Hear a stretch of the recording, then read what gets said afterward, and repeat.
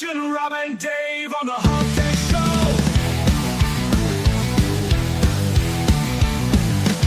We're talking all out of the Southern Fried Nation. We're talking all out of Cornbread Nation. Rob and Dave from the Rock Hall of Fame. Rob and Dave from the Cornbread Nation. We're talking all out of Southern Fried Nation. We're talking all out of Cornbread Nation. Rob and Dave from the Rock Hall of Fame. Rob and Dave from the Cornbread Nation.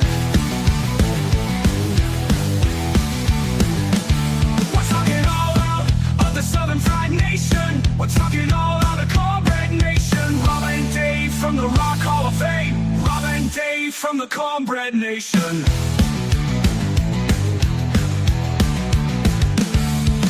Humpday views from the Cornbread Nation. Rob and Dave from the Rock Hall of Fame. Humpday views from the Cornbread Nation. Rob and Dave on the Humpday Show. We're talking all out of Southern Fried Nation. We're talking all out of Cornbread Nation. Rob and Dave from the Rock Hall of Fame.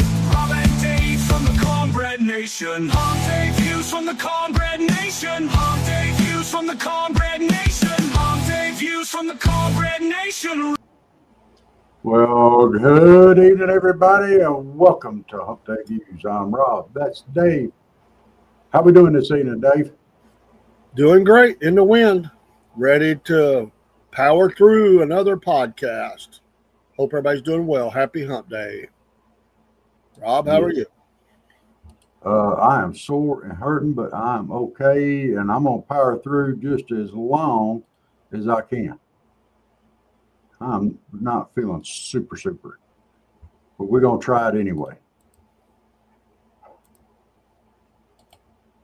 It just comes with being pretty. Well, I ain't never had to worry about that, so never been pretty. You're gorgeous, sir. That's not a term of endearment. What? Don't need no man telling that to me. Gorgeous. Sounds like something that said at a Democratic National Convention. Don't start that. Bill, I was looking around on those days. We were trying to keep everything light, but something popped out at me, and I just think it's hilarious and very atypical of the way things go nowadays. It seems like maybe some of the Democratic people were in there in the White House, and they were talking back and forth. And they got dropped by the leader of the House. What was it? Johnson? Is that his name? And then later on, Hakeem Jeffries and Mike Lawler get into it. You don't want to mess with somebody named Lawler. That goes back to Jerry the King Lawler. But once again, he told Jeffries told him just to shut his mouth, thereby proving that leftists don't want to hear your opinions. They want to say they want to talk, but all they want to hear is their opinions coming out of your mouth. And it's just hilarious. Whoever screams the loudest is right.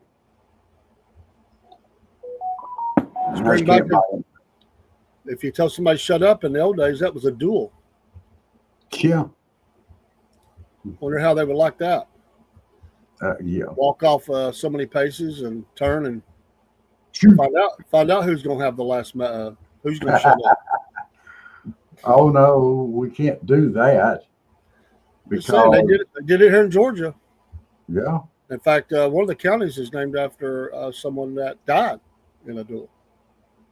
I don't remember which one. My brain.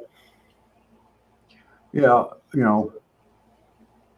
Barry said he's a victim too. He was beaten with an ugly stick at an early age. Well, Barry, there are worse things that could happen. You could be like me. See, I was born in the top of the ugly tree, and they dropped me, and I hit every stinking branch on the way down. and still wound up being this darn good looking. I like Come your on, cat there, Barry. His cat. He does have a cat in there, doesn't he? Yeah, it Well, says help Chuck has control been the human population. Chuck has been ornery all day long today. Every time I've gone to move, he has got right up under me every stinking time. He's a little snot, telling you. And then he was laying over here giving himself a bath, Something else he likes to do in the bed all night long. Thank y'all very much.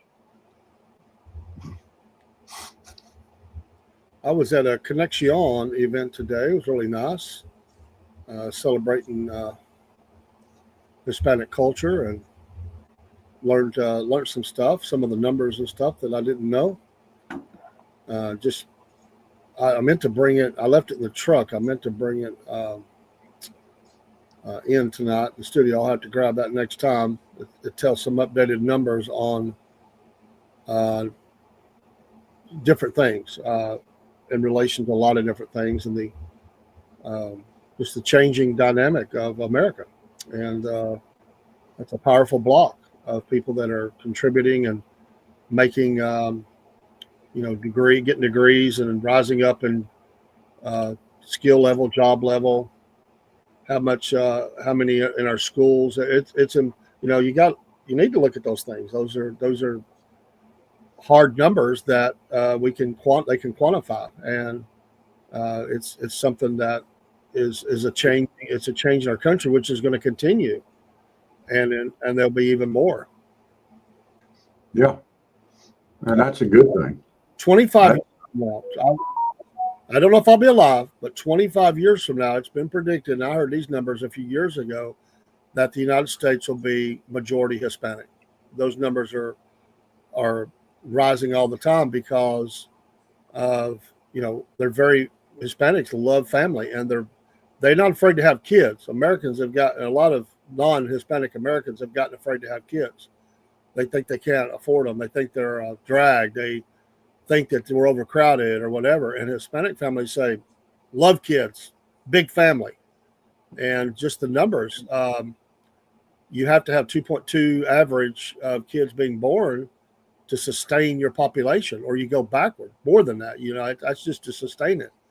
And and there's other people groups that have higher birth rates too, but definitely the United States is in a change, and that will have an effect on politics as well. It already has. Yeah. Paul says most of that will be out west, right?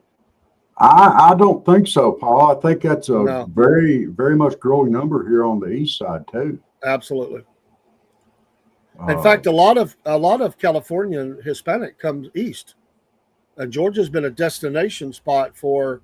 In fact, I was listening to someone's story today, and they were talking about how they came, and at one time some of their family was in California, but they went to school, some in their home country that they came from, and then some here, yes. And eventually they moved to Georgia. But I've heard that story many times. Georgia is definitely a destination point.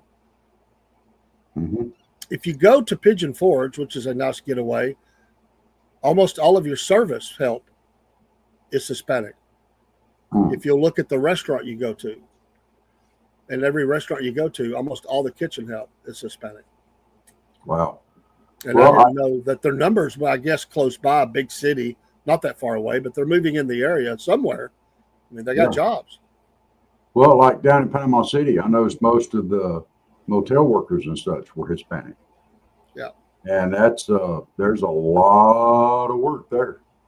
So it was kind of funny. They were talking about things that they didn't know that because of who they were around, they would go to a place and they would be the only Spanish speaking person. And somebody would say, well, if this place is Hispanic, I won't be able to order. They say, oh, I got you. But it would be a Cuban restaurant. And Cuban Spanish is way different than some Oh, other yeah. countries. And I know that at work because one of my employees is bilingual, and she can't hardly understand a Cuban at all. But they showed a map today, and it was just it was a good it was some neat stuff. It was enjoyed hearing their stories, how they a lot of them, their families came. They were born here, some of them, but their parents came to America, and they were praising America as a place where you could come with nothing, and if you were willing to work hard and bust it, you can become anything you want. And I say that's for Yeah. anybody. And I know people cry about different people groups getting this break or that break, but in America, if you still are willing to bust your tail, you have a great idea for something, you're willing to work hard, you can become anything you want to be. You might have to Yeah. work harder in some cases. I won't lie. You may not get the benefits some get, but I'm going to tell you what: somebody has a dream. Don't let those things hold them back. No. You know, here in America, they say, and see, I kind of disagree with a little bit of that, because we all start the race at the same place. That's one of the things, that we all start with nothing. We start butt naked, and yeah, we have stuff that we can overcome, but we start this race tied, and then we move up. Some people don't work as hard as others. Some people, just don't have it, and the ones that do, they succeed, or they make every effort they can succeed. And we all start it, and we can all finish it at roughly the same point, and as a success, running a successful race. We may not be first place, but we can all run a successful race. That opportunity is placed in front of us, and whether we act on it or not, that's up to the individual. And I think that's kind of same thing what you were saying. Maybe I said it a different way. No, I'm not even talking about where you start at. No matter where you start at, if you have a dream, because some people's families they may be wealthy, they may be connected, and by the way, I don't never blame connections. If you got one, use it. Why Yeah. not? I mean, that's dumb. Why would you not use the connections you have? If you have an uncle who is highly successful, like a Donald Trump or something, and he's willing to help you get ahead and not have to fight as hard early on, go for it. I mean, why wouldn't you? It's dumb not to. But No doubt. so everybody has we all start, naked and babies, but some people have more opportunities just because. But that still doesn't stop the dream. If you really want to work hard and you really want to, I mean, you're going to fail some. Everybody does.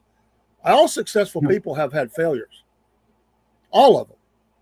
But if you're willing to work hard and believe in the dream and not give up and do whatever it takes to make it, if that's more education, if it's putting in more hours, whatever it is, to learn new skills, you can become highly successful in this country. And that's truth. Absolutely. You may have a bunch of crap in front of you, regulations, whatever, but that doesn't stop the dream. You just find a way around. You just find a way to make it happen. Yeah. I mean, look at me. I was born a poor, ugly, fat, white baby, and it's only taken me 54 years to turn into the clickbait on a podcast. Success. I had, folks that have been supportive of the podcast. I've had folks that have been negative about, and saying, well, and you always have those naysayers. Yeah. I don't listen to them. Mm-hmm. I don't let an idea pass by. If I think I can exploit it and make the Southern Fried better, I'm going to go for it. Yeah. You do those things with wisdom and prayer, but never let anybody destroy your dream. Yeah. We do have a couple of big things in the works right now, and that's still coming on. We're still pushing and working on getting some big things going. And I think we have big things going now. And if you look back a year and a half ago, or a little more than that, where we came from, the proof's in the pudding. Yeah. And we're not young. No. So time is of the essence, and we're working with different demographics, but that's okay. There's a lot of us. Yeah. Ginseng, coffee. Very. I got roped into a little bit of that this morning. They've been making fake videos on Facebook about Dolly Parton being sick and on her deathbed that wasn't true. It was partially true. She did address that.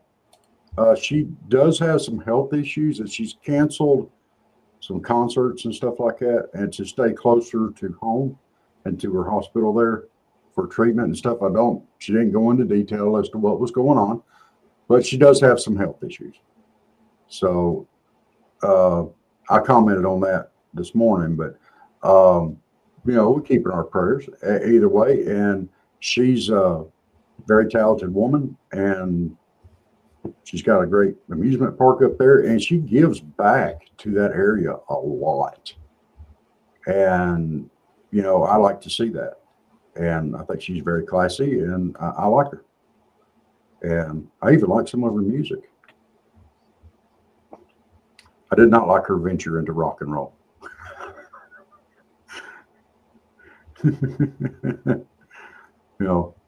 Keep it country, Dolly. Keep it bluegrass. That song she did on that bluegrass album Shine. Oh, I loved it.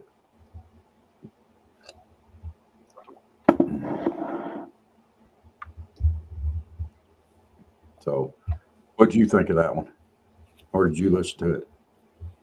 I didn't hear the album. I don't know if I heard the song or not. Okay, Shine, but it was good. I don't know if I heard it or not. Okay, it was good. I thought it was. So, okay. There was another story, and I don't not really want to dwell too far into politics, but this is funny. This is funny, Dave. Okay. There is a criminal.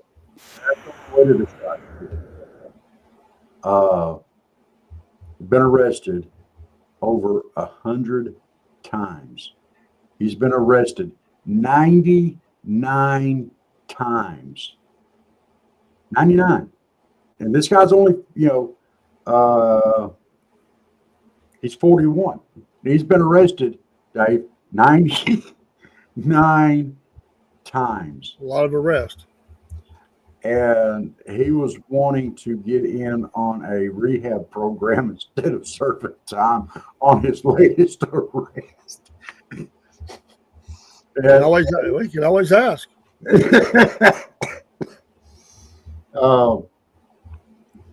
But come on.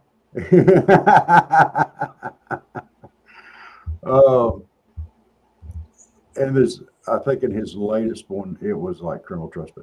But he's accused now of stabbing an elderly man, and he's never been in prison. 99 arrests, and never been in prison.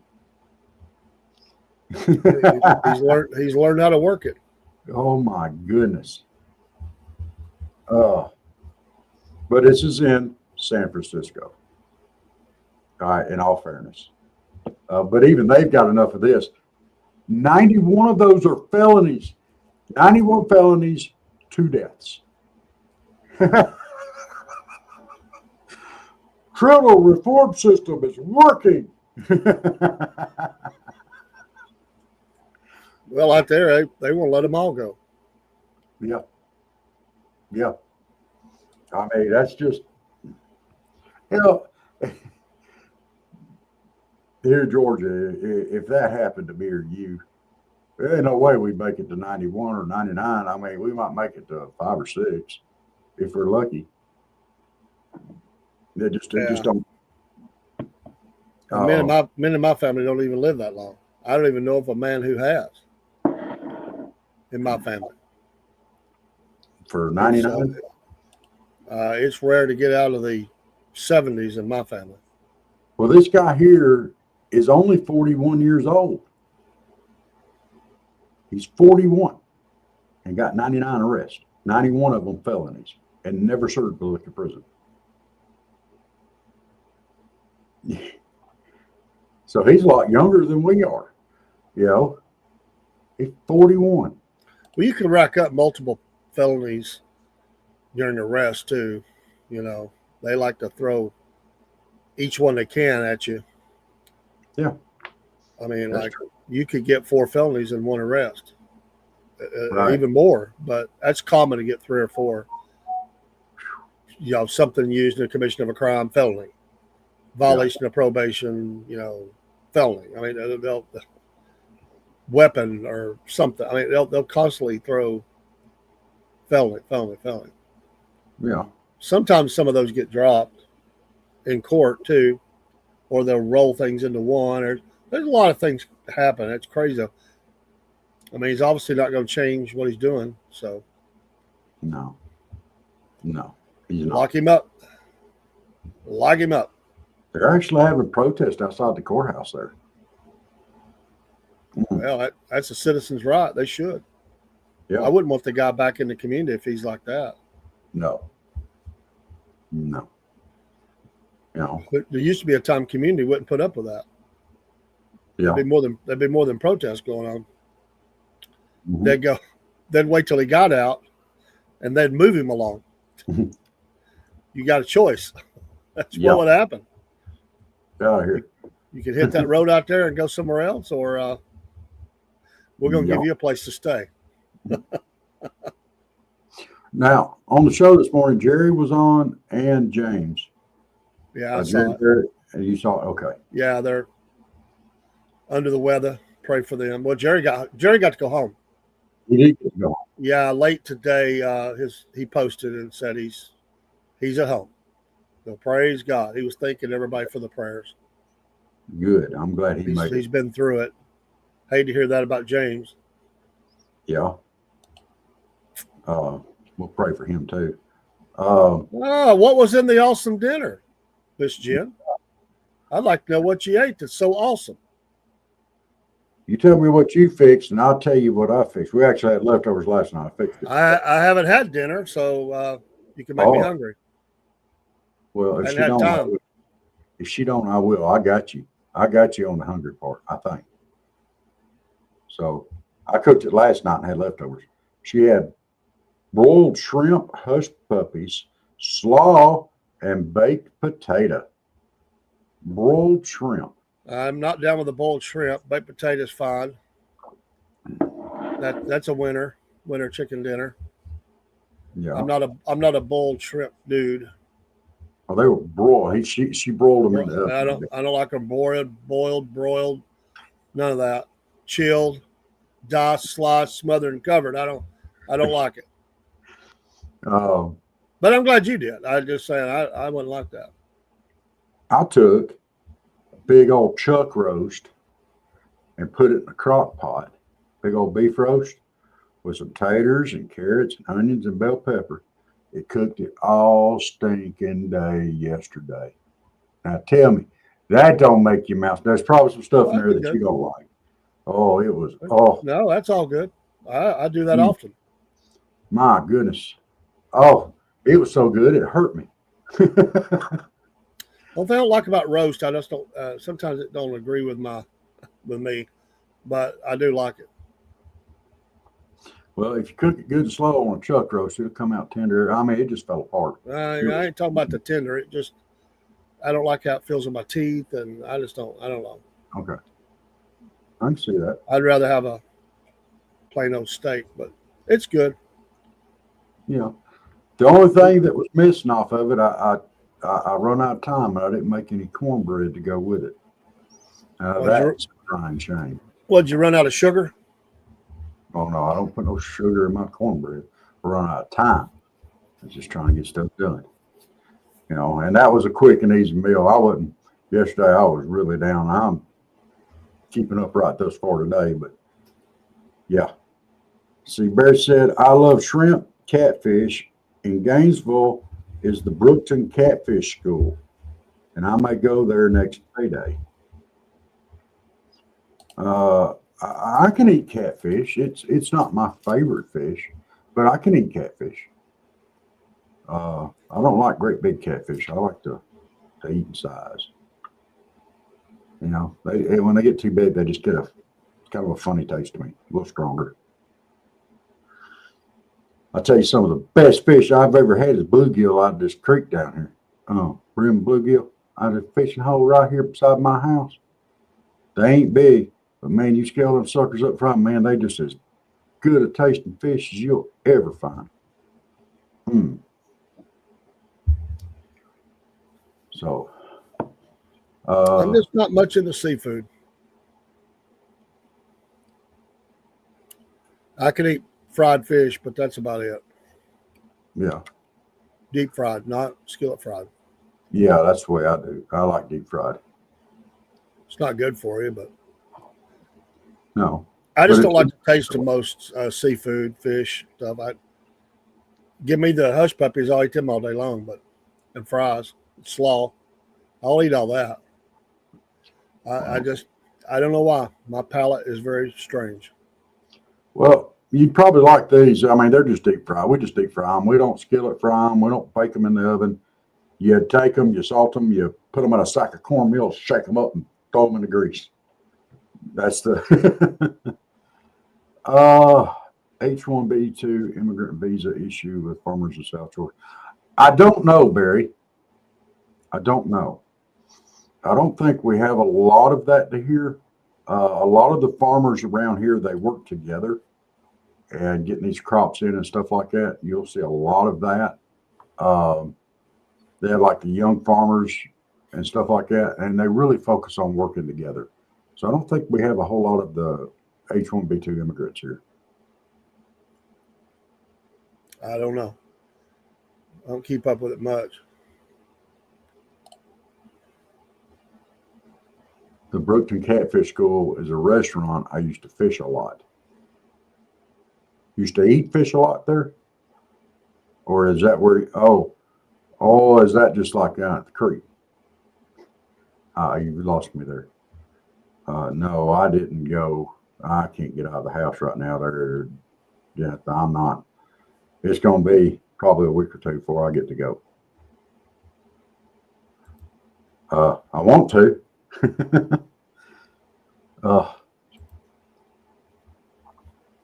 Yeah.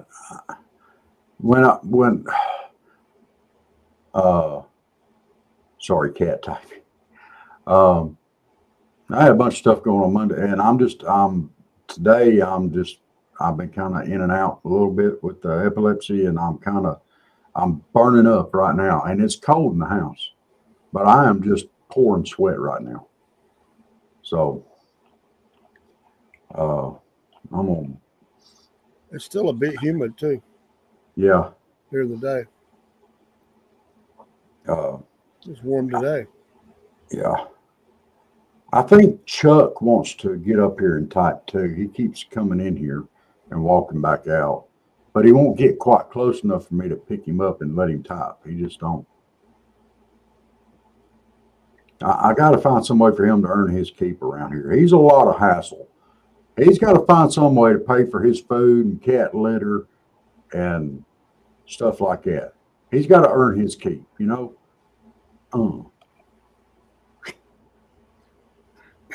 You've got your dogs earning their keep, aren't they, Dave?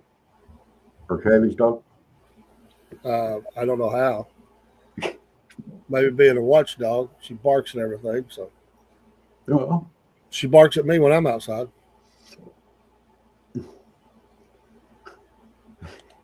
Long as Kaylee's happy, and my wife. Oh, I didn't think about that. When I was talking about doing a chuck roast, Chuck may have got that. Might have been why he was under my feet and all offended today. He thought he was going in the crock pot. Well, if you'd have listened to our show last night, Jen bringing all that stuff, making me sick. I couldn't even eat the good stuff. Wow. What was she bringing? Cat vomit and dog vomit and what it looks like and what it means. That's a rough show on the stomach. Oh. It's good. It's good information, but whoo.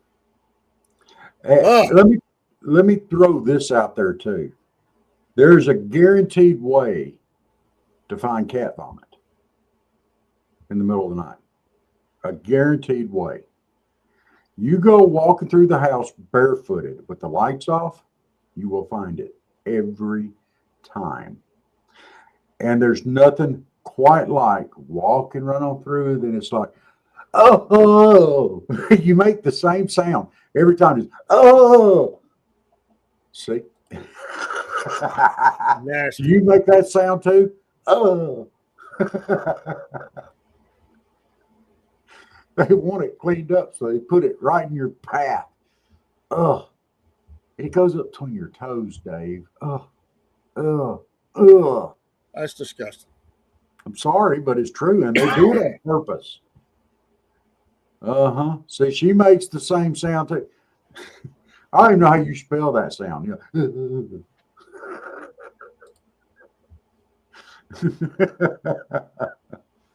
Yeah. Oh, I mean, she brought receipts that had stuff about brown chunks and stuff. I was like, golly. brown chunks. Well, like if they're not eating their food all the way, Ugh. and they're eating it like too fast, they'll upchuck their whole meal. I mean, and there's Well, still pieces of I whole understand. I food. don't care what causes it. I just don't like the sound of it. Hmm. Yeah. Yeah. That's a rough topic. Uh, Next week yeah. it'll be all about poop, I guess. Well, That's, I know Topanga used to have worms. When we first got her, she had worms really bad, and we had to treat her for that. But you know how you find out if they have worms? Yeah, I'm sure that Jennifer can fill you in on that. That'll need to be a topic of conversation. But there is treatment you can get that'll clear it up. So, well, I don't have a cat. it's, they can be a pain, but they're worth it. I mean, Chuck's ornery, and I complain about him a lot, but he's a sweet kitty. Uh, I give him more of a hard time than I probably should. Barry said, I've heard there was a concern of farmers using immigrants for labor during the crunch times. It might very well be.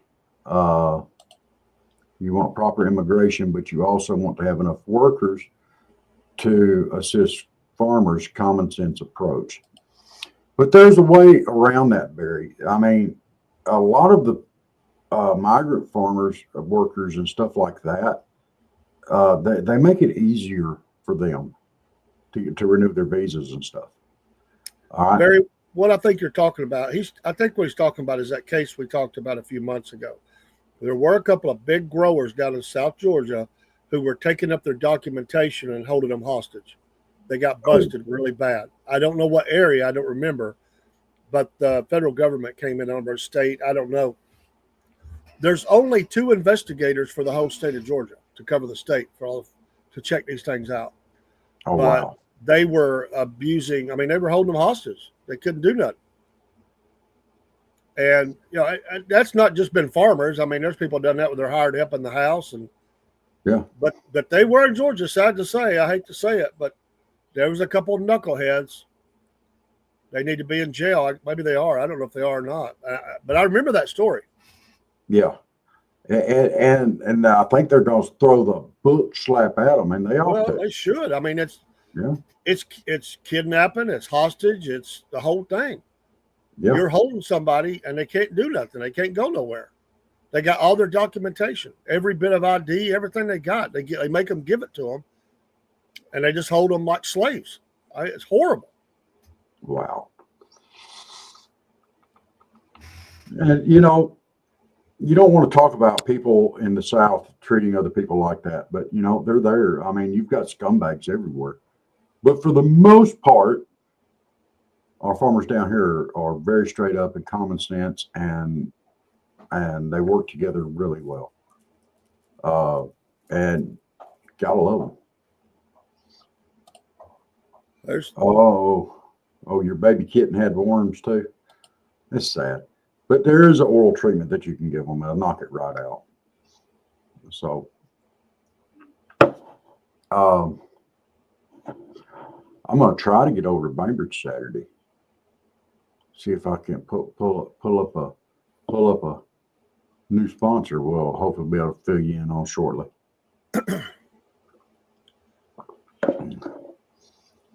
What do you mean let Chuck outside so we can catch some mice and snakes? Let me tell you something. Ever since I've gotten Chuck, he's been in the house. Since he was a little bitty, tiny, scrawny thing, he's been in the house. He's only got one eye. His depth perception's horrible. What in the world makes you think he could catch a mouse or a snake? And number two, if I let him outside, there's coyotes, there's bobcats, there's all kinds. I ain't letting them things near my kitty cat. That's right, no outside. Of course, you know he'd go kill a mouse or a bird and bring it to me and be like, hey, I brought you a gift. You know, no mouse or bird.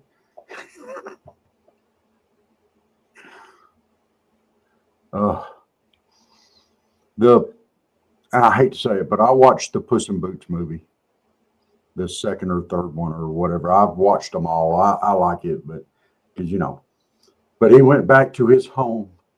The little old lady who lived in a shoe raised him at her orphanage. And then when he first walked back up there, oh, mother, I brought you a gift. And he laid a bird down there for her. I brought you a gift. Cats will do that. Yeah, they will. Cat kindness. Yes. And they kind of get offended if you don't eat it, too. I ain't doing that. That's a sick thought. Maybe Jen does. I don't know.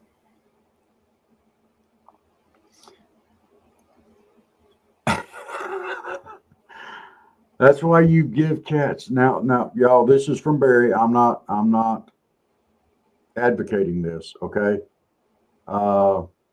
That's why you give cats some Vaseline. They'll eat it, and it will help them pass hairballs easier. There's also some hairball cat food that you can give them too, but Vaseline works. I do feed mine hairball control, and you shaking your head. You shaking your head because I was calling it a chuck roast that I was putting in the crock pot. I always use ground chuck when I make hamburgers too. Ground chuck burgers are really good with French fries, Chuck. He's not coming in here. Well, I don't blame him. He don't like the topic of conversation. Poor Chuck.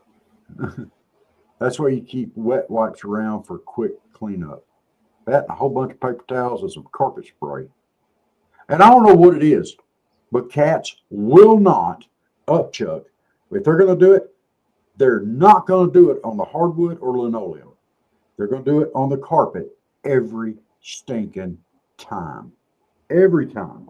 I don't know what it is, but that's what they're going to do every time.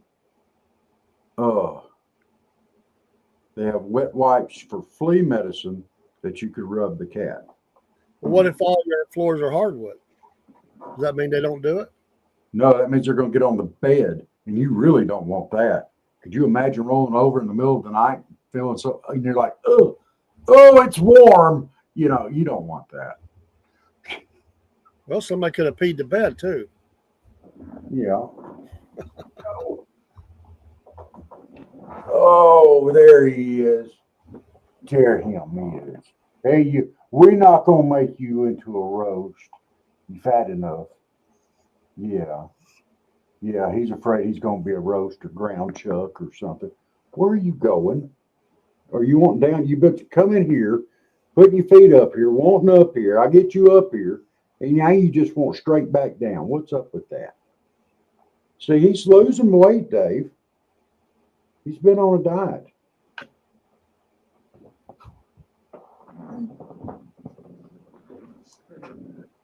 It's really hard to tell from here. I'll just shut that. Maybe in his tail. Oh, she said you looking good. Ook, ook on what? Sunshine is looking. Okay, I got you. Watchman said, I came into cat puke. What in tarnations is going on around here? We're talking about the joys of cat ownership. Sunshine, I got bad news for you, kitty cat. Chuck's been fixed. He can't do much for you. Oh.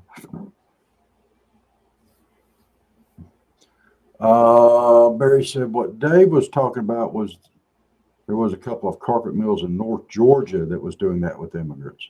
No, There was some farmers down here. that's not what I'm talking about. There's the chicken places get hit too. That's common. I'm talking about it was two big farmers in South Georgia. This was a story a couple years ago, maybe three, but in the last 2 or 3 years.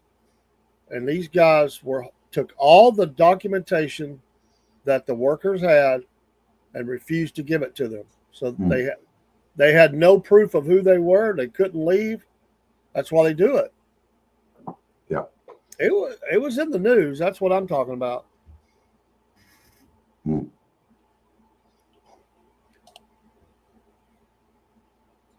Don't be judgy.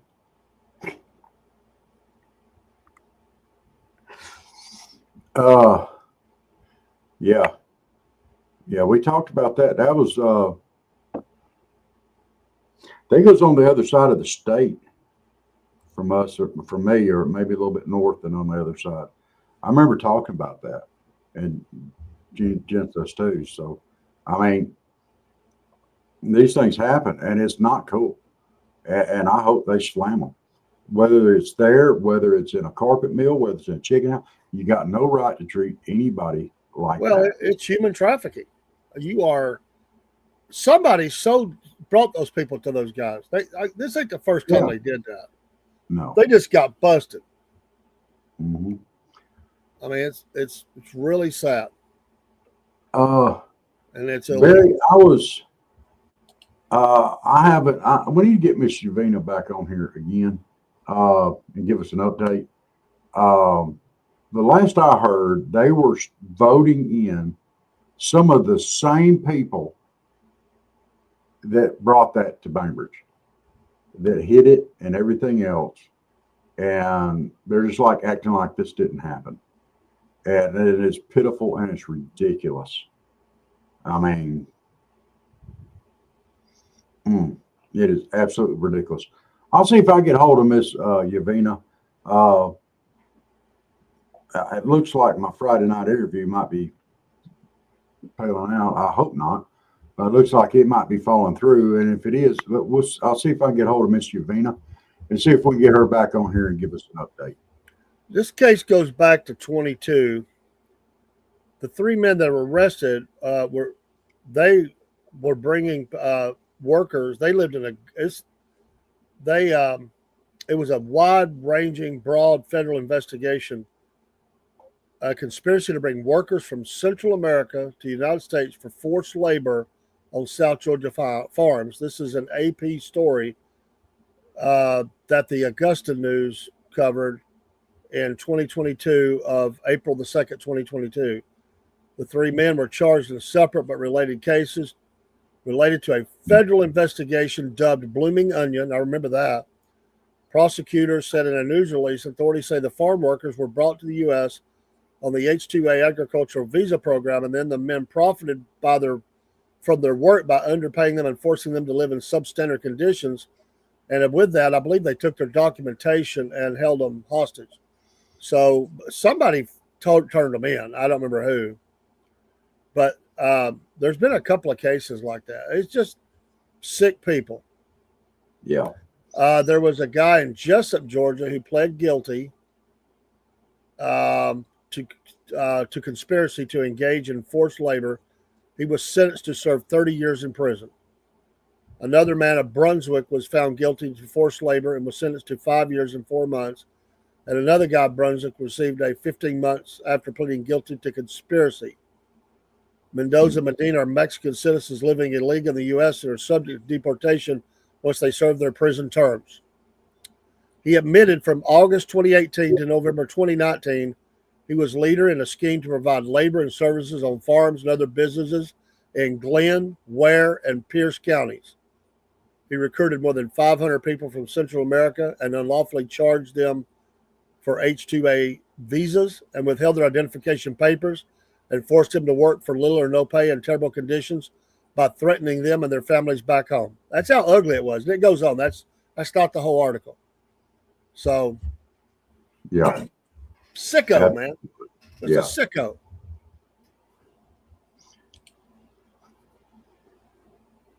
Just in a couple weeks or three, we'll have a good topic on our Claus and Pause shows. I'm doing DNA test on a couple of my cats. Now, look. Awesome. Love it. Is that like a paternity test? Are you trying to get back child support for these cats? You going after the tomcats and making them pay their fair due? I don't think it works that way. You could try, though.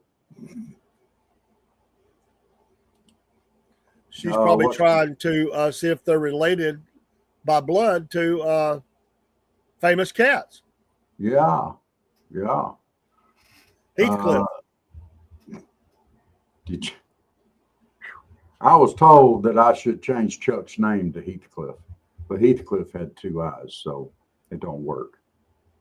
I was informed that he is fat.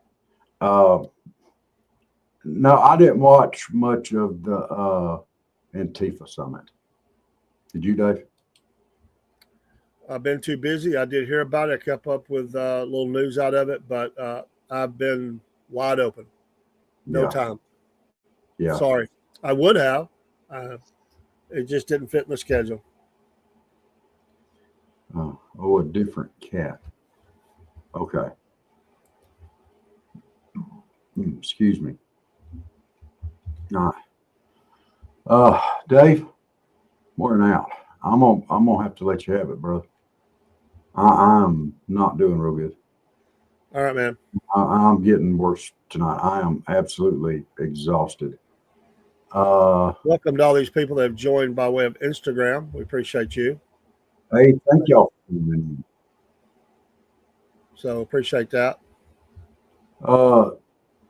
Barry, just for the record,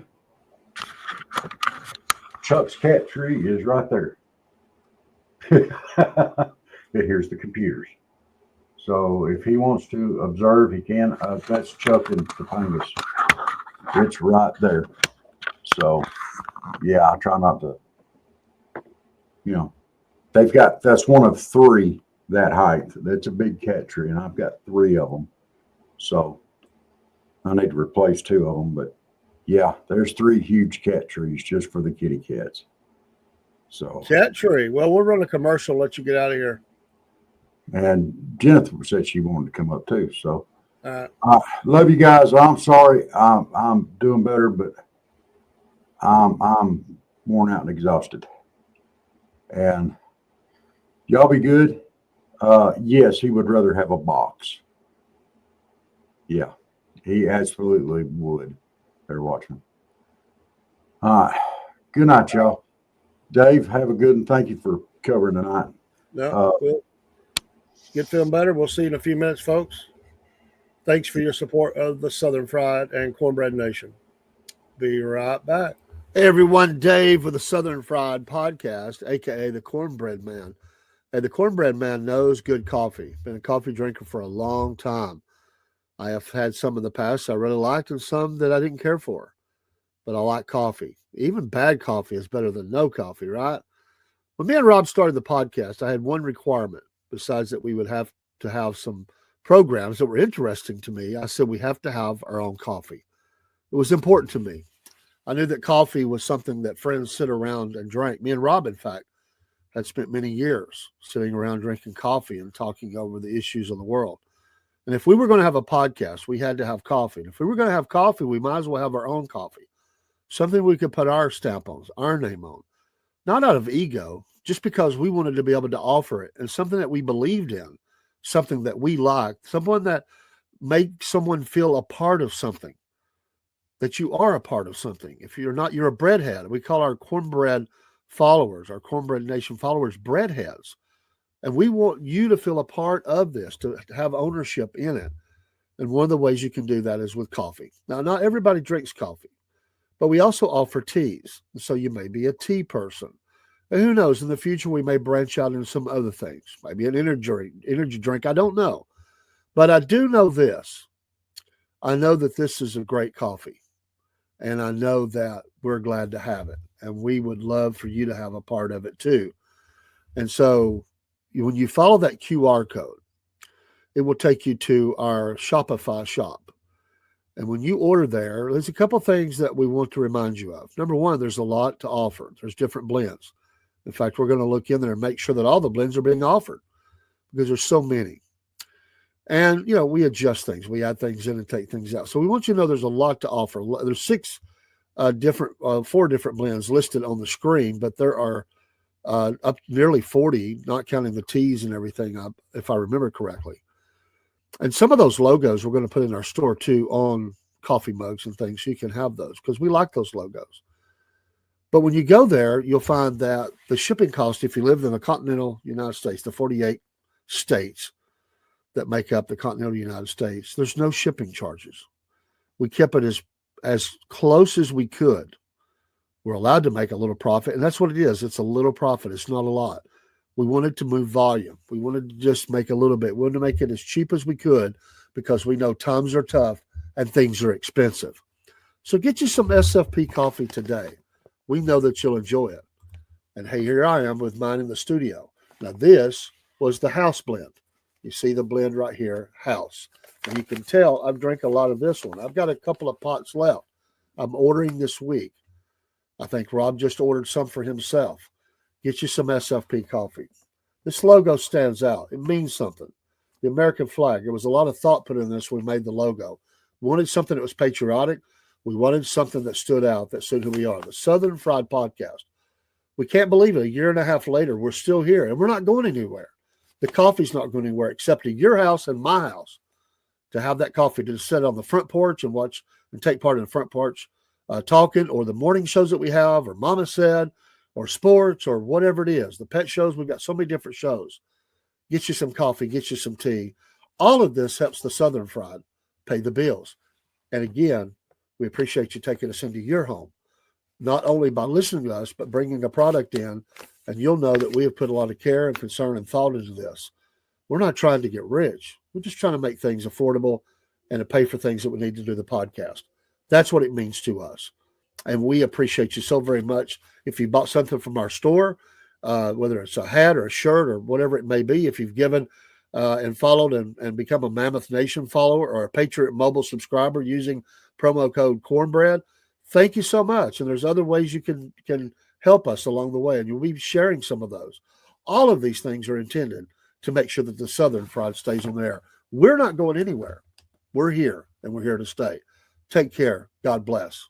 Dave in the AM along with Rob. Get you some coffee. Amen. Take care.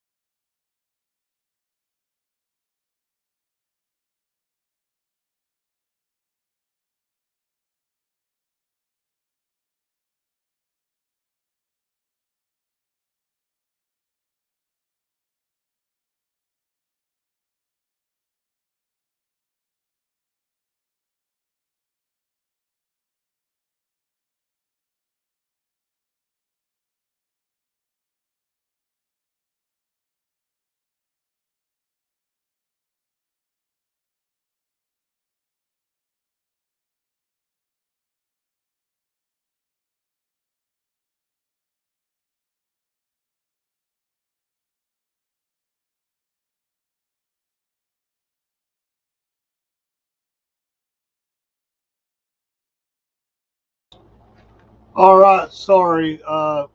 Rob called me right after as he was going off, and it crushed the system. I don't know why. So we lost. I had to shut down everything, and the studio was still live, so I went back in. So that's where I've been, but it locked me up. I don't know why. Just I don't know. But when he called me, everything went haywire. So I am back.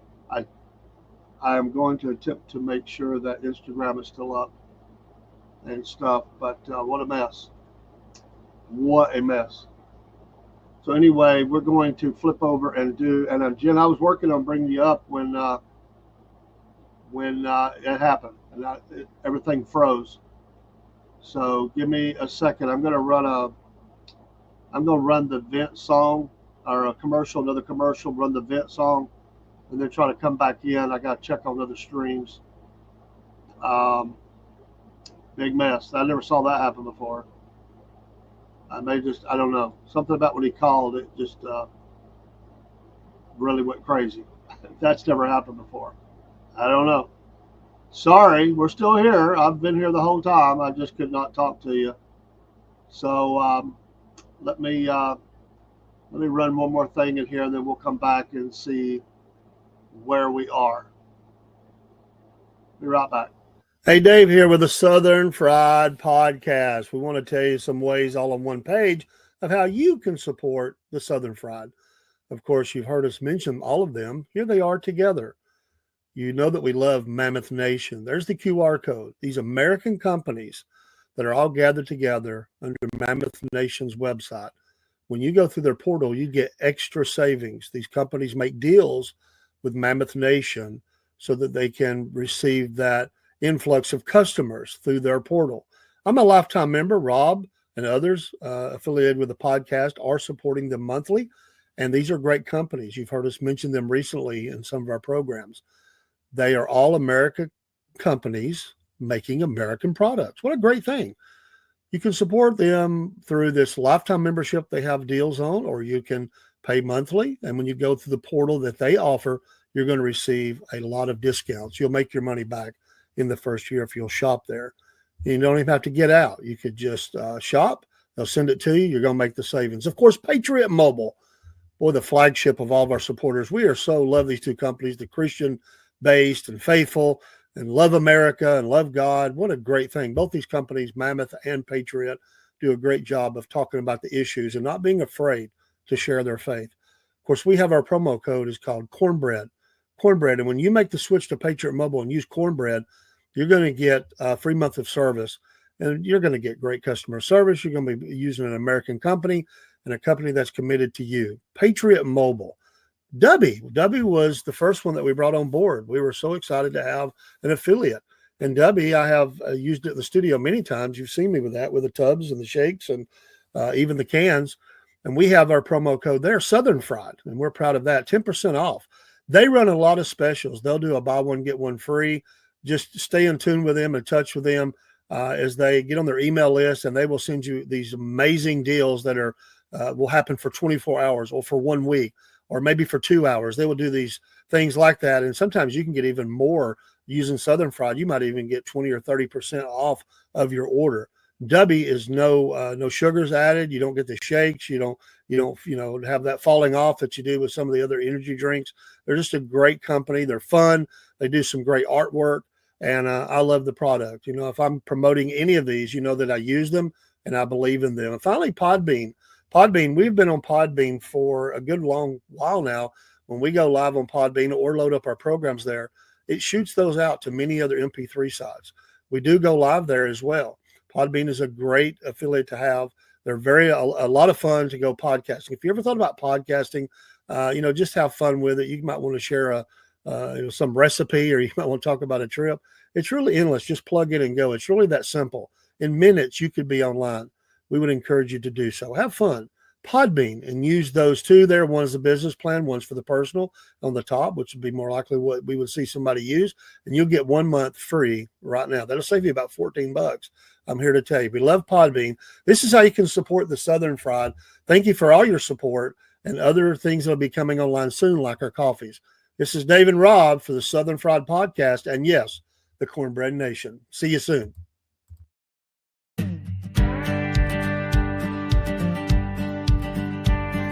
Hey man, I just want to tell you about this new country show where everybody gets to vent their frustrations about whatever's got them down. Here's how it goes.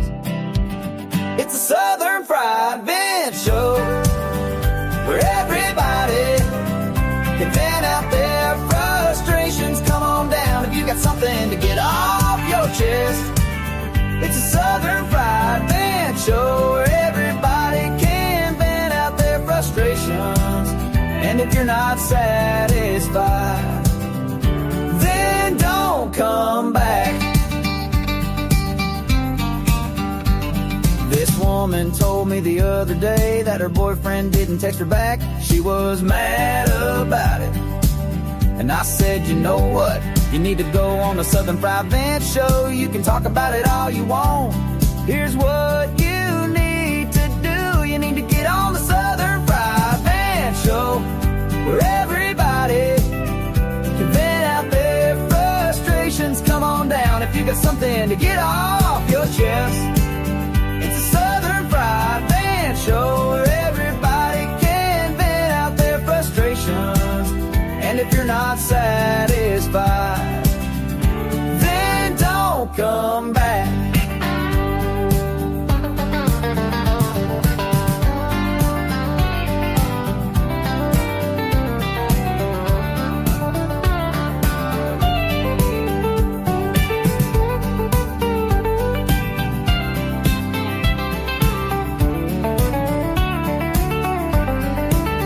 I said it's just like this man told me the other day that his neighbor had been looking at him funny and it was bothering him.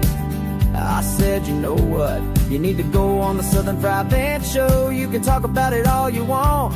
Here's what you need to do. You need to get on the Southern Fried Vent Show where everybody can vent out their frustrations. Come on down if you got something to get off your chest. It's a Southern Fried Vent Show where everybody can vent out their frustrations.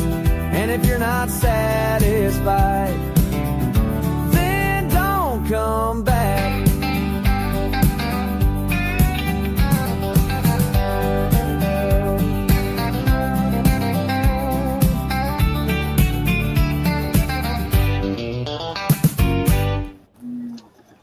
And we're back. Somewhat, I think.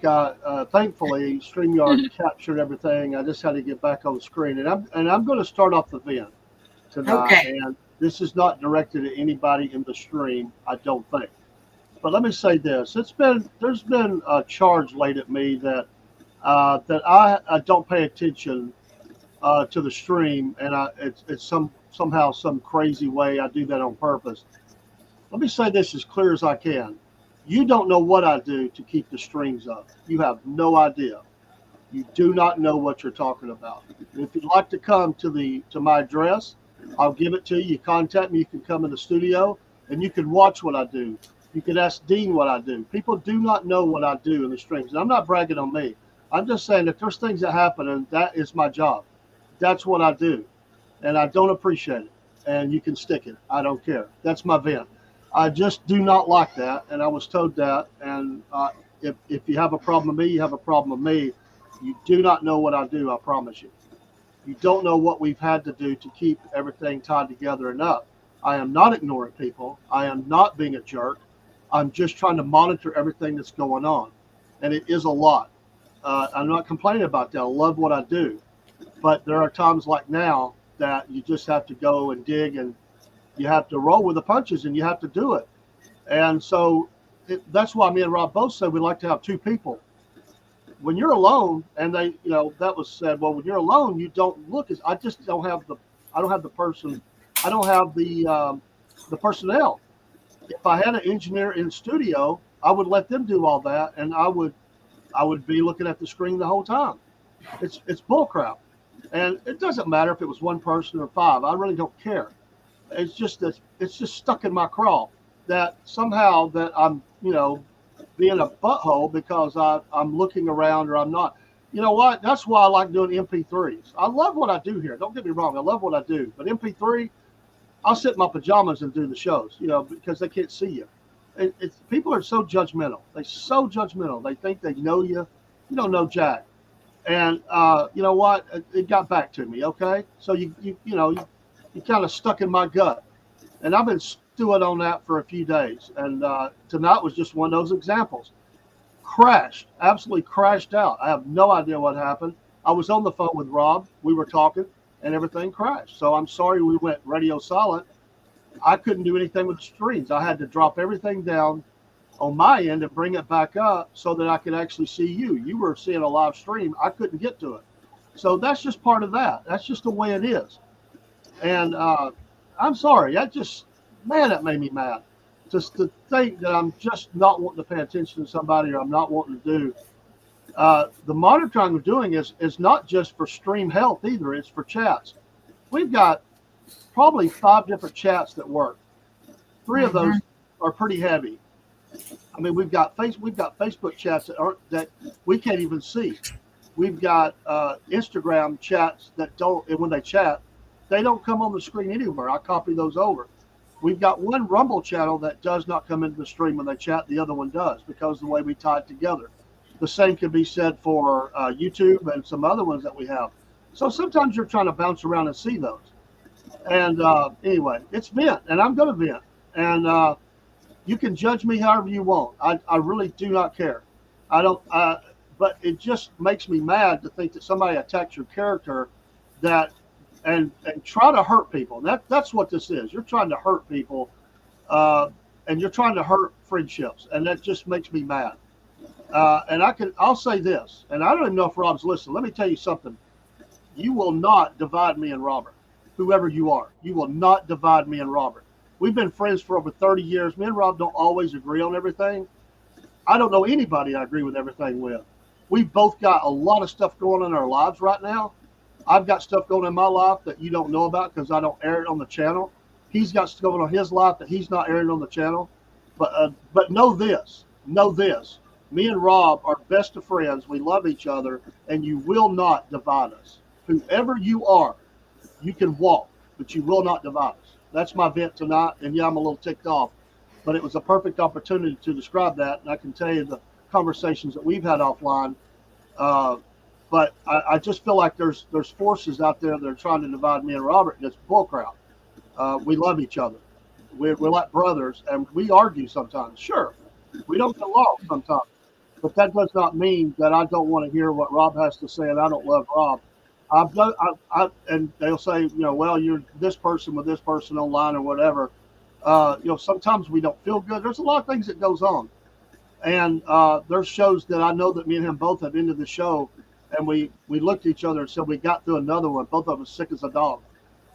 Sometimes we're not on our A game, but you know what we keep doing? We keep putting the shows up. And I want to say personal thanks to Dean, Jenna, Elizabeth, Paul, others that have came up and helped us on this. It's a big help. I appreciate you coming up tonight, Jenna. You're welcome. That's a long vent, but you know what? Doggone it, when you get ticked off and you sit on something for a little while, Yes. it makes me mad. I'm a big boy. I can take the attack. That's not what bothers me. That is not what bothers me is that they don't know what they're talking about, and that they're trying to divide two friends. And that's obvious to me. It's absolute trying to divide me and Robert. I love the man, and we will always be friends. Always. That will never change. So there. If that's not your intent, and I took it wrong, fine.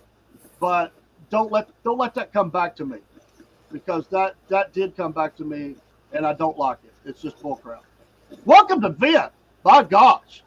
Yes. I don't usually let people see me get that upset, but while I was fighting all that, I had to chuckle at myself and think, perfect example of what happens of a stream dropping out. And there's steps that you have to go to bring those back up sometimes.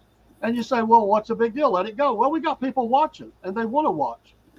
And I thank God for them that they want to watch. I thank God for the people at Instagram.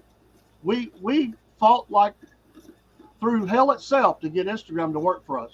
It was hard for us. I don't know why. We fought that, and we finally got it, and we're not giving it up. And that's why we haven't went fully Rumble, because StreamYard runs that for us.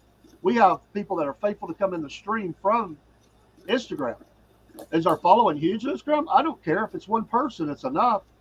But it's just all that. And it's just, people don't know what you do. They don't know the setup that you have to do to get a show up. And you're trying to have the best picture, the best sound. You're trying to have something that's works and all that. And our phones are going off left and right. We got family issues going on. We got things that happen that we did not plan on. And so sometimes when you see us leave the stream, we're not leaving the stream because we're mad at each other, although we may have at times. We were mad at situations. We got stuff going on, and we're fighting it every day. And to say the devil is fighting us, you dang right he is, because we're making a difference and we're putting the gospel on the air. We don't preach every show, but we put the gospel on the air, and the devil is going to fight anybody that's putting the opportunity for somebody to have eternal life. And we have taken the crap from the people that we've had our haters. We've had our haters. They've called us names. They have mocked us. We tried our best not to ban people. It's very few that we've ever banned.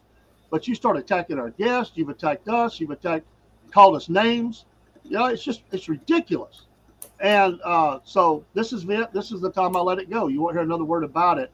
But know this: these are my friends, and they'll be friends until I'm dead, and they'll be friends beyond that, because we're going to be walking the streets of glory together. Amen. Amen. That's an amen moment. The cornbread man has spoken. If I've offended you, I don't care. And I usually don't say that. Miss Jennifer, how are you? I'm fine. No vent tonight? Yes, I do. Oh, Yes, awesome. First, I want to ask about your function. What was that you were at? You said ambassador, and I saw the little thing later, but I couldn't make out what it was. It's the Georgia Power retirees. My dad worked for Georgia Power at Plant Hammond, so I still take Mama to the meetings, and I help out with stuff. And so he got up there and was talking, and I was like, "Is this the same guy that Dave was talking about?"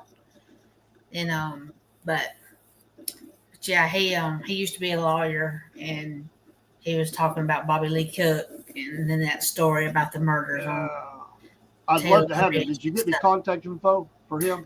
I will. I got to email Keith. I didn't email him yet because I came home. Definitely want to have him on. That's another great story. For those that don't know, and I don't have the book in the studio. I'm looking around. I'm in trouble because I'm not standing right on the screen.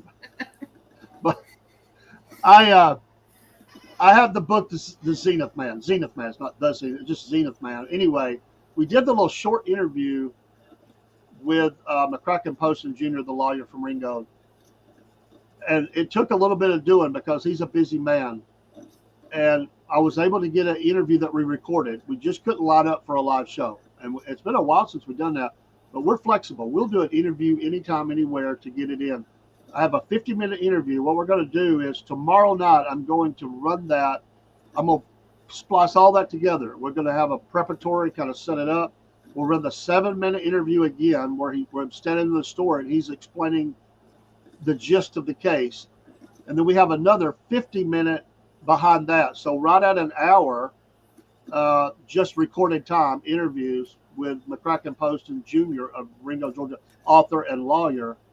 And I went yesterday evening after our interview. Me and my family, we went to the cemetery where the gentleman's buried, him and his wife and his parents. And we did a couple of videos from there and took some pictures.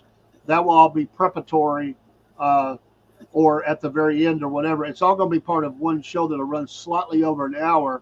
My plan is to have that as a premiere on Saturday night because we haven't released anything on Saturday night in a while. And that's what I told him, 8 p.m. Saturday night, the premiere of this interview and story. It won't cover all of it because it's such a massive story. Mm-hmm. But I would challenge you to get the book and read it. And and he said this in the interview, I want to say it now. If you order the book from the 2 bookstores that sell it in Ringo, they will hold the book. He will autograph it and also put in a bookmark that has a picture on it that a press wouldn't let him put in. the book. They kept it copyright or whatever, Oh, but it's a part of the story. So he gives you the bookmark, and he will autograph it. And then if you're out of town, you could just give him extra money for the shipping or whatever. I promise you, it's a good book. I'm not even done with it yet. I wish I'd had it finished when we did this interview, but I just couldn't possibly get it done with everything that's done. I'm reading on it. But anyway, we will have that, and I'm thankful to get it. So when you said that, I said, well, he does speak in a lot of different places, so I thought maybe. But yeah, that'd be another great one. And Bobby Lee Cook, wow, what a character. yes. Tryon, Georgia, or Somerville, however you look at that. Some say he was the idea for Matlock. I don't know. Nobody's ever went on record of saying that's official, but it seems to fit. But he was a character, a real character. He did say one time during court, when they were on a break or something, Bobby Lee went over to the other lawyer's desk and table, and he rustled all of his papers and stuff. So when he came back, the guy was looking at him. He's like, "What? I can't, And so it got a mistrial because the guy could not find anything to get together. And so I believe that. I think his daughter is still a judge. I think so. I always wondered what that was like for her to be a judge, a lawyer than a judge. But they say, well, matter of fact, if I remember right, Mr. Poston went down to see Bobby Lee in this case. And he pulled 3 volumes off the shelf. Apparently, he had a heck of a library down there. yes, that's what this guy said. Oh, really? Yeah. Mhm. And he pulled them off, and he gave them to him on a subject matter that he needed to research to try to get this man free, off the charges, found not guilty. And he said, I'll get these back to you as soon as I can. And he said, no, I'm giving them to you. I want you to keep them and use them. And I thought that was pretty cool. That he Yes. just gave him the 3 volumes and said, you're yours. Pretty cool. Nice professional relationship there. I like that. But anyway, I didn't know what that was. I was coming out of an event at my main headquarters where I work, and I saw that, and I thought, wow, okay, cool.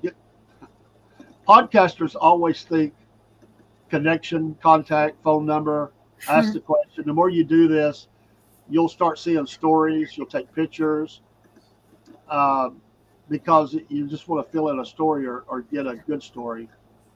And you just don't be shy to ask. We've been able to get some pretty cool stuff lately. Hey, I'll tell you, I'm transparent. Rob works the phones. I work the phone. He works interviews. I work interviews. I have reached out twice. I do have some connection in Washington, not a lot, but I've been trying to get Marjorie Taylor Greene on. It's not happened yet, but it will. It will, as long as she stays in office. We're going to get bigger. They just got a lot of requests going on, and we're not in that upper tier, but we are in her district because I'm in her district, and I wasn't able to get her on. We did put in the request twice, and we will do it again. And I tried to get the senator from up here. He said he would. Wasn't able to connect with him. I think he was just busy and probably thought, "Who are you?" I'll get him though. We're working on it. We did have the representative come on. We'll get him back. But we're not afraid to reach out and get people. And, sometimes they stiff you.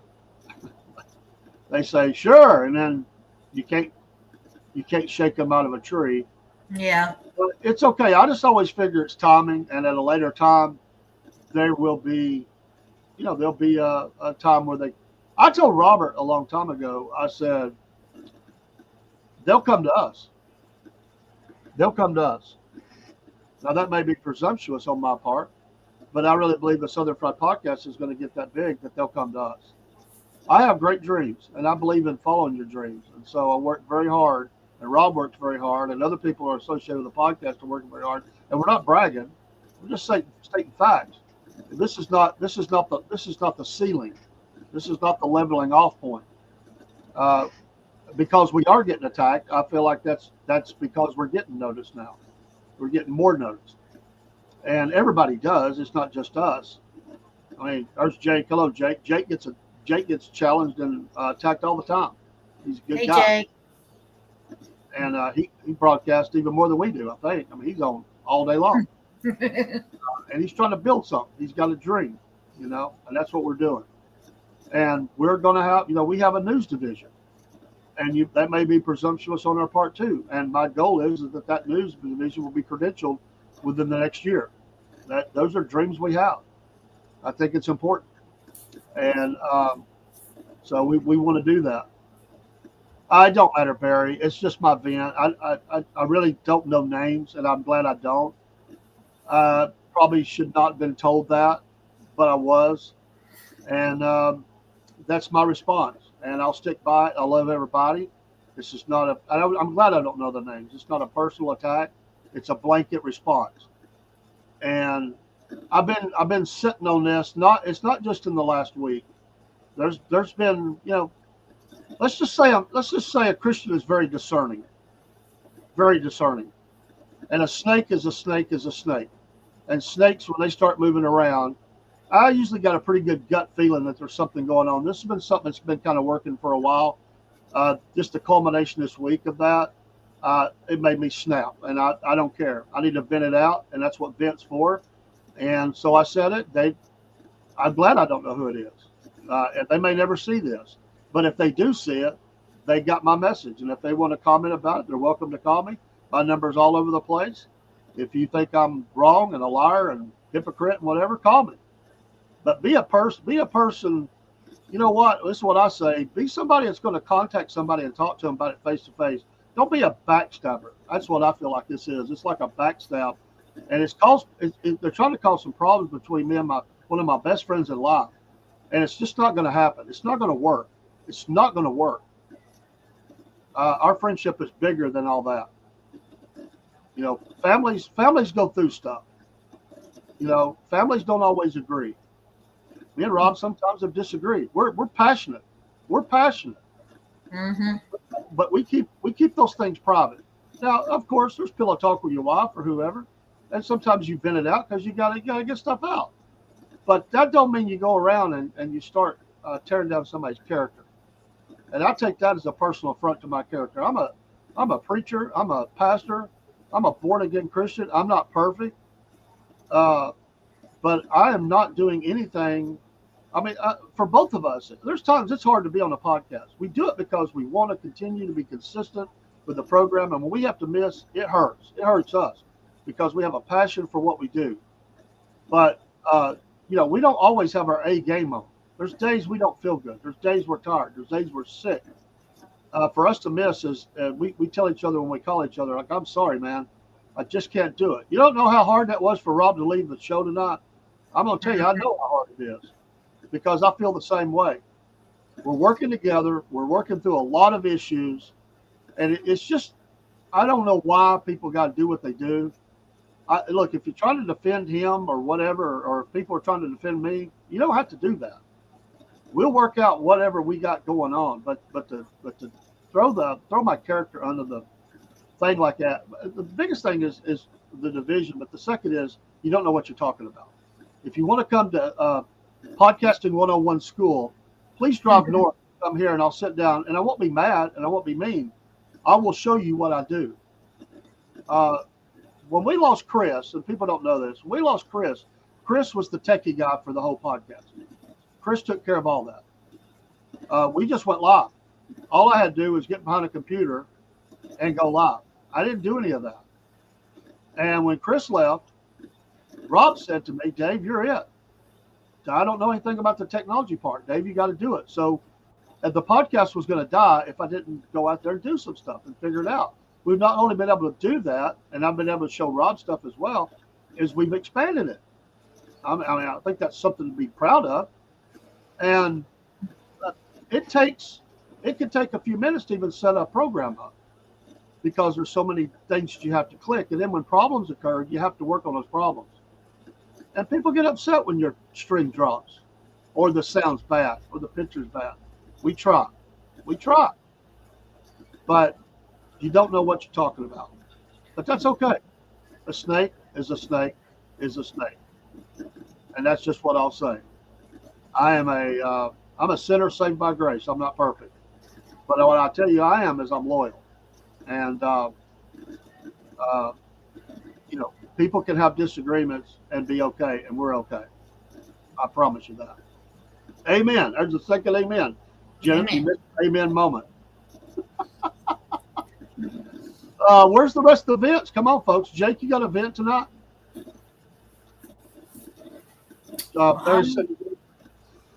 Oh, I didn't get your event. I'm sorry. I was just this ambassador thing. I was absolutely wanted to find out about that. I'm glad you came up. That's fine.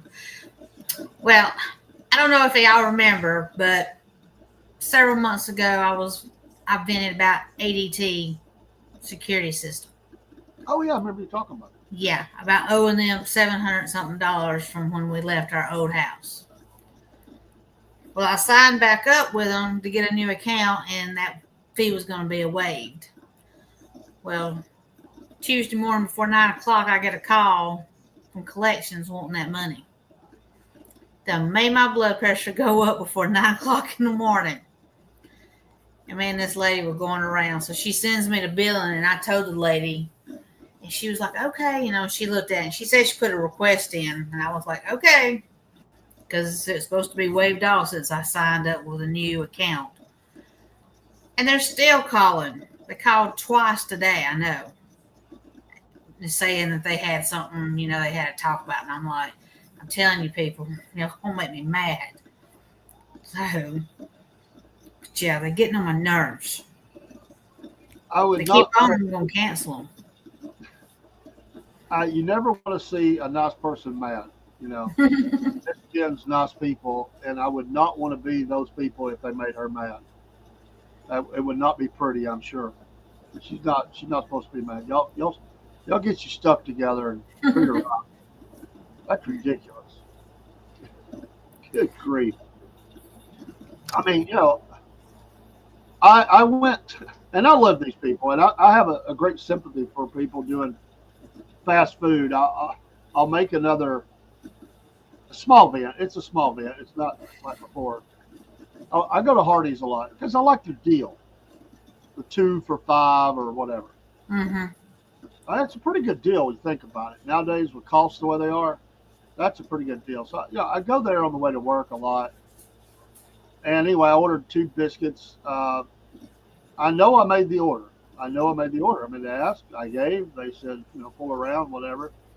And maybe the girl was having a bad day, so I pull up, and she has this really big bag she's trying to hand me. And I pull my hands back, and she says, that'll be $16 and 51 cents or something like that. And I said, whoa, and she said, you didn't have she started naming off the order. I said, no, I had the 2 steak biscuits. She's like, 2 steak biscuits? Like I've just dreamed it, you know. So she never passed the food out. She kept it inside. She gets to looking. There is no order for 2 steak biscuits on their screen or laying there. It's obvious. So they're trying to get all this stuff ordered. And so now I got to wait on the biscuits. But she goes ahead. Then she comes back to the window. This is after 16:51 or whatever it was. She says, that'll be $8 and something. I went, you don't have, I said, you don't do the special anymore? And she's looking at me like I got 3 heads. And because I was just going to cancel the order at that point because I didn't want to pay that. I didn't have the money on it. It was payday. I was scraping by. So, you know, you're Yeah. I mean, I'm a poor guy. But she looks at me like, huh? And she went, oh, you're right. We do have that special. I'm sorry. Hold on. And all these people are piled up behind me trying to get to work. And I know they had to be thinking I'm messing up the deal.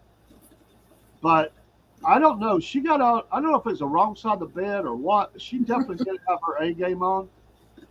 I've never seen that out of them. They're usually, you know, right on it. But you got to watch them. They'll charge you more money than you're supposed to. If you're not paying attention, you'll get ripped. Mm-hmm. Yeah, Barry, and I do too. I would too. That would be a great interview. I have been to 2 of her town halls. Kind of covered that on a podcast kind of way. Well, the first one didn't have the podcast going yet, but the second one we did. I try to talk to people. Sometimes other politicians show up, so I will do that as well. And it may be the next time she has a town hall, I may have to talk to her staff and say, "Hey, listen, now you're in the heart of the 14th, and here we are, and we're trying." Because I have to go through the Washington office, and they have a way you do that online. I called them the first time. I talked to the staff. I called.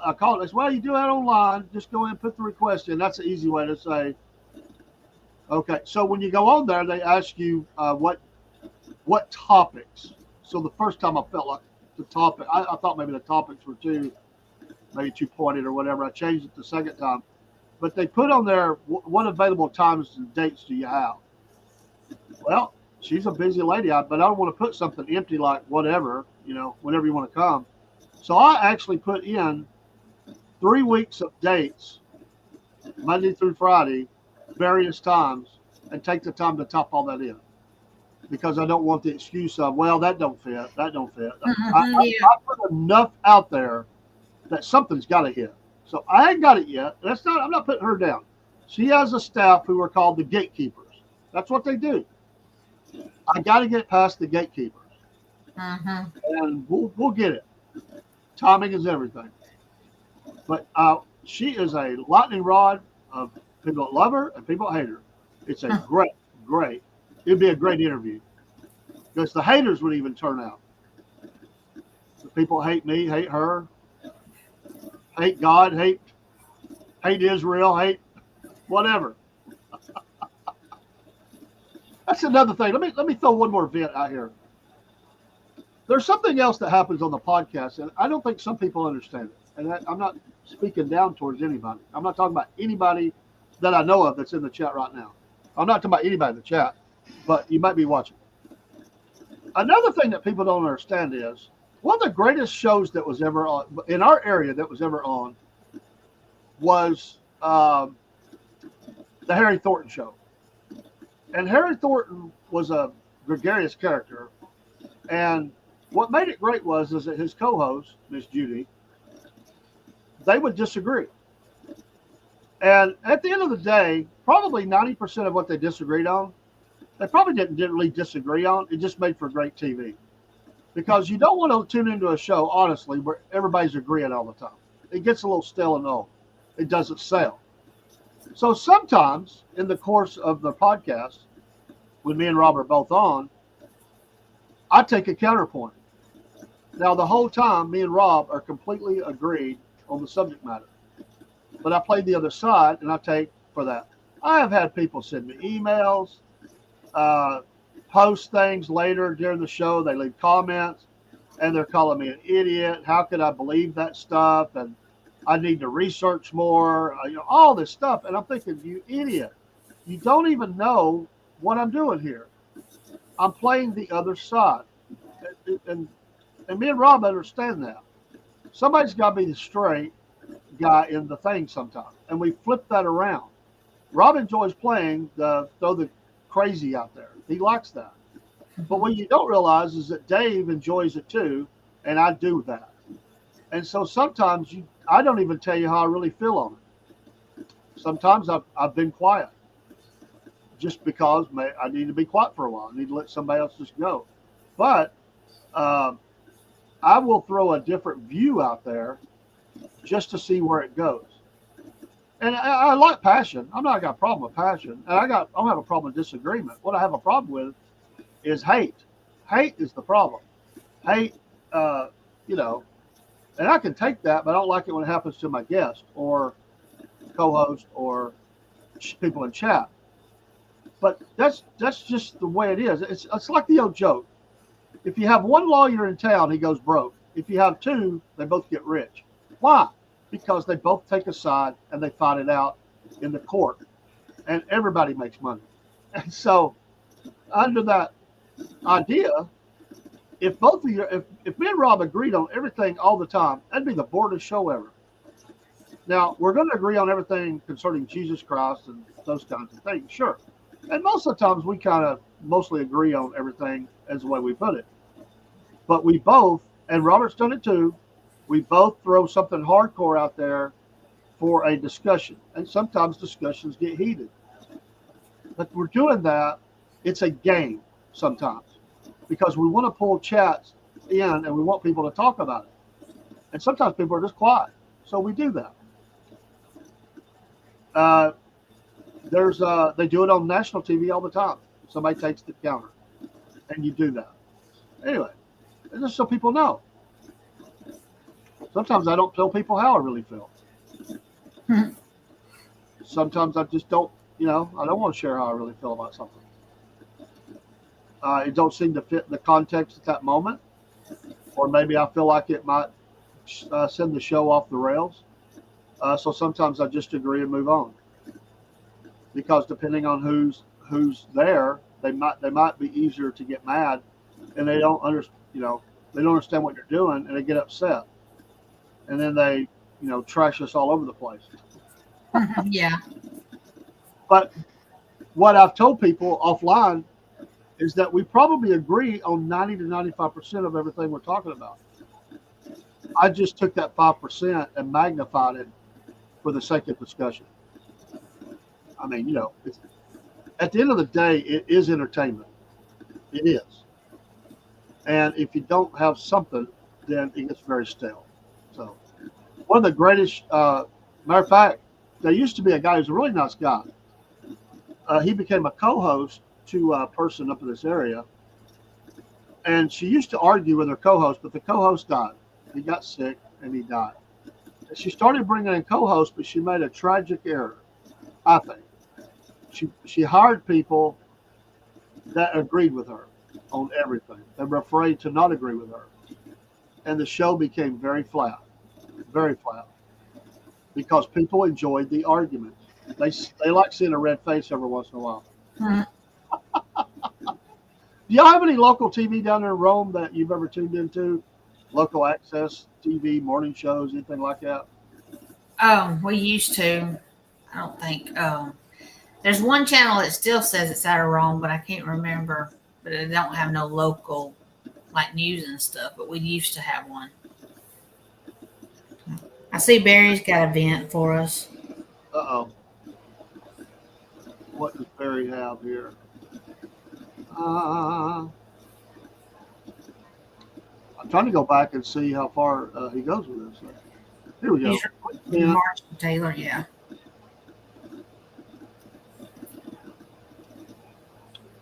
Well, I'm not for the digital ID, digital currency, and that was signed into executive order by President Biden a while back. I'm a little worried about where that's going to go. Mm-hmm. I would agree. Hall County Special, the SPLOST, 440 million. I'm kind of on the. I kind of go on both sides of the fence on this one a little bit. On one side, if people want to fund a SPLOST, they voted in. I'll go with that because that's what elections do. I haven't always voted for SPLOST because of local corruption. SPLOST has built schools and provided some infrastructure and different things that they didn't have to come up with all this money at one time. And what they do is they lock in a project for cheaper money, they say, versus what construction costs would be down the road. And they borrow the money and they pay it back with the money as it comes in. So that's kind of a very, very easy way to say that. There's a lot to it, but that's basically the gist of it. And they'll take that money that is going to come in with that 1 cent local. And by the way, there's E-SPLOST, regular SPLOST, and they tried in the past to get T-SPLOST in the state of Georgia. And so they will say, we're going to replace these schools, we're going to build these roads or pave these roads, all the different infrastructure type things, and people are happy. So here's a couple things that I don't like about it. Number one, they say it's just a penny, but that's a penny tax on everything you do, right? It's a penny tax on everything you do. So people make stuff sound like it's just a penny. Well, if I find something that's several $100s or even a few thousand, like a car, that turns into more than just a penny. You know, it does turn into money. And you know, hey, we all are paying higher costs. And it's, to me, it's another form of a kind of a tax, really. But anyway, and here's my problem with it. These people don't want to lose their splosh, so they play little games. And one of the games is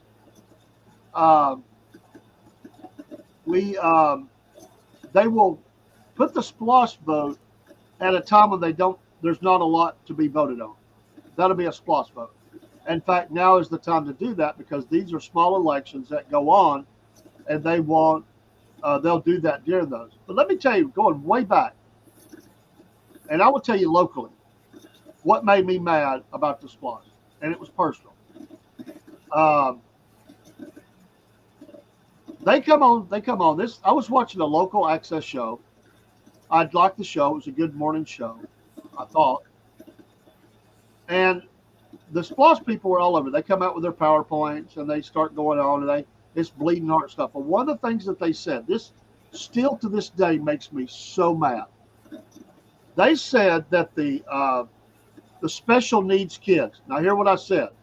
Special needs kids need a new bus with air conditioning. The one they've got, it's old. It doesn't work right. These kids have extra. You know, they don't need to get too hot.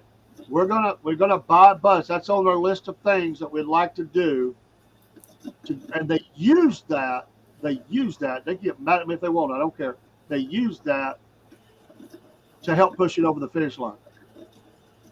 Well, I had a son who at the time was in a special education class, and he was being bused down to another school because we were having problems with the school system on these things, and they were failing my kid. Let's just say it. That's a whole other story. I'll be glad to tell it sometime. I'm not against schools. I'm not against teachers. I love them. I have a lot of friends that are administrators, different things, but I can tell you they failed my oldest kid. Failed. But anyway, he was riding that bus. This is a personal interest. My kid was riding that bus. So I voted for it. So the splosh gets voted in, and the bus was dropped to the garbage can. When they listed the splosh that they were going to do, that project got thrown in the garbage can. So I called into this morning show because he was pretty connected, and I said something about it. I said, what happened to the bus for the special needs kids? Special education kids and stuff that's being bused from this side of the county down there. About a 15, 20-minute ride. Well, not counting going around picking kids up. I mean, you know, it's a smaller bus, but it was still pretty decent size. Not as small as you think, but it wasn't the size of the regular school buses. And he starts making excuses for them. And he says, oh, well, you know, all those projects that they listed are just ideas. They can't fund everything. I said, Bud, they were on your show. And they said they listed that as one of their top 3 projects. Top 3. They probably got 4 or 5 or 6 maybe of their projects done out of the 20 they came up with. Top 3, buddy, on your show. And then that you're telling me that it was not even. He said, you just don't understand how government works. I said, no, I absolutely understand how government works when I'm getting shafted. And he hung up on me. And I said, fine. That's the problem I have, is you get stuff like that. Now, and going along with how the school system failed my son, and lest anyone think that I'm just making that up out of my head, I had teachers tell me, teachers who were leaving the school system told me on the side that the school had failed my kid. Told me that. There were people that they also told me, they said, I've tried all I can. There are people here that don't care. Fight for it. Fight for your son. I thought I fought enough, but I was standing in the office of a local school, I won't name, and they wanted to move my son into my other son, went into a program, I didn't have a problem with the program, but when I told them, they were standing in that office with other teachers, administrators listening. I said, let me tell you something. This school and school system failed my oldest son. I will not let it happen again. And the ladies get smart with me and says, what are you talking about? What do you mean school system failed your son? A little condescending comment. And the lady, one of the teachers behind her said, called her name and said, he's telling the truth. She actually backed me up, standing in the office of a local school, and told the other teacher, he knows what he's talking about. It was a failure. So I'm not making that up. I'm not a parent who just doesn't see. No, I could tell you stories, and I could tell you about Atlanta too, and the Atlanta so-called experts that came up and failed my son too. And here I am, a young parent. I think I'm fighting hard, and I did fight hard, but I still don't think I fought hard enough. And my son's a heck of a kid. He's a grown man. He's nearly 40 now. He's a heck of a young man, a heck of a father, a heck of a worker. And this so-called expert system in Georgia told me that my son would never be able to live alone, drive a car, work a job, dress himself, have any kind of hygiene, and he would never live by himself ever, blah, blah, blah, blah, blah. My son has worked at my same company for 12 years. He drives himself everywhere. He has his own house now. He has 3 beautiful children. And I've never had once had to go over and dress him. Oh, and he feeds himself. They said he couldn't feed himself. Good thing. Well, I was in a special ed all through high school. I mean, all through school, from elementary, middle school to high school itself. The last, I think, 3 semesters of high school, I was not in a special ed class, but I still had to go to the teacher because I ended up having to take darn history, like in my junior, and me in history, I got by with a D. I hated school. But, I was like, on the Ritalin in elementary school, and a doctor told mama and daddy that I would never be able to hold down a job except in fast food. Wow. And I ended up working at a medical facility for 14 years in medical records and doing all that stuff. Yeah. Ain't it amazing how they tell you that when the kid is so small? I mean, my son was elementary school at this time. He was maybe in the second grade. They brought a state so-called expert up to the school to test him for on a week or 2 or 3 days or whatever. I got called into a meeting with the principal, the special ed teacher, this expert, and some other person. I think they were county. I think they were with the county. The what do they call that? The ITP, whatever it's called. Ain't that what it's called? What is that called? When they are labeled as they have learning disability. The learning disability designation. I forget what do you call it. So this lady tells me, looking across, I'm right across from her, and she's throwing her credentials like they're frisbees at me. And she's saying, I've observed your son for a week. And these were the 2 examples that she gave me of why my son would always be a failure, because that's what she's telling me. He'll be a failure. And she told me that one of the things he did, I observed him trying to eat a banana before he peeled it. Okay. Kids have done that before. They just stopped paying attention, and then they figured it out, and they peeled the banana. Because I asked her, I said, well, did he finally peel it? She said, yes. But he started to eat it without it being peeled. Oh, Lord. That's like bad. I mean, wow. Okay, what you got? I mean, and she said, and this is exactly the way she said it. She said, do you know that I observed your son trying to eat a chili dog from the middle out instead of from the end to end? Oh, no.